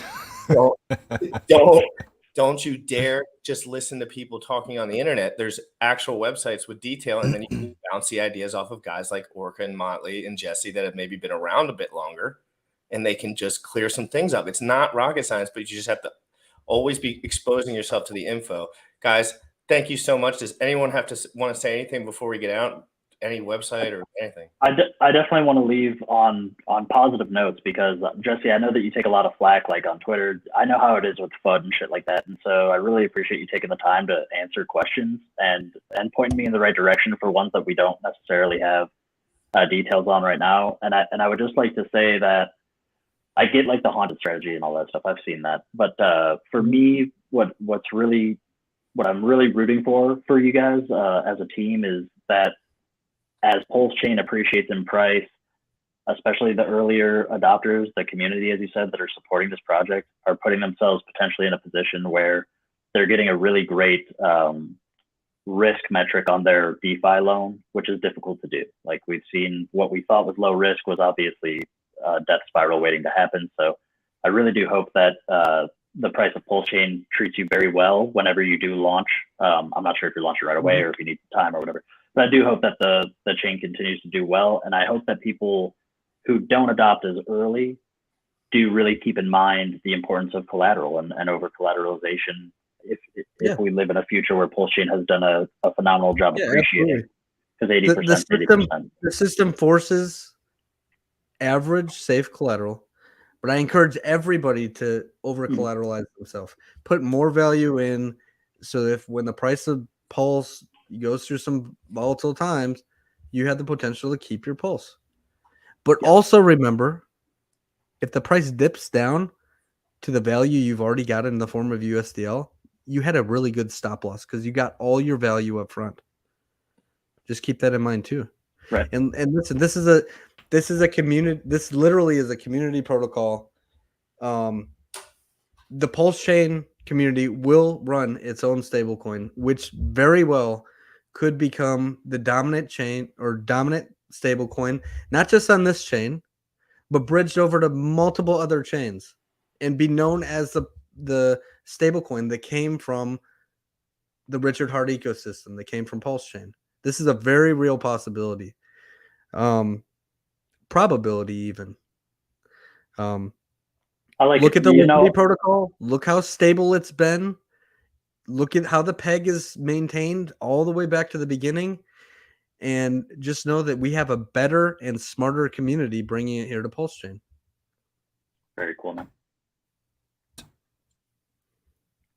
All right, guys, I'll just type in one message. Yeah, I'm going to get off right now, guys. Thank you so much. I'm gonna go take a nap. Yep, take a 72-hour nap, guys. Pretend like crypto sleeps, because you never know when we wake up. You just want to protect yourself, guys. Don't over leverage what you need to spend on your stuff at home. Please just be careful with your families and your money. That's always important. Guys, great to see you. Go to my Instagram and my Twitter and follow me and subscribe if you have not already. Hit the bell. We're trying to do shows like this every day where we really get down to business, guys. Have a wonderful day.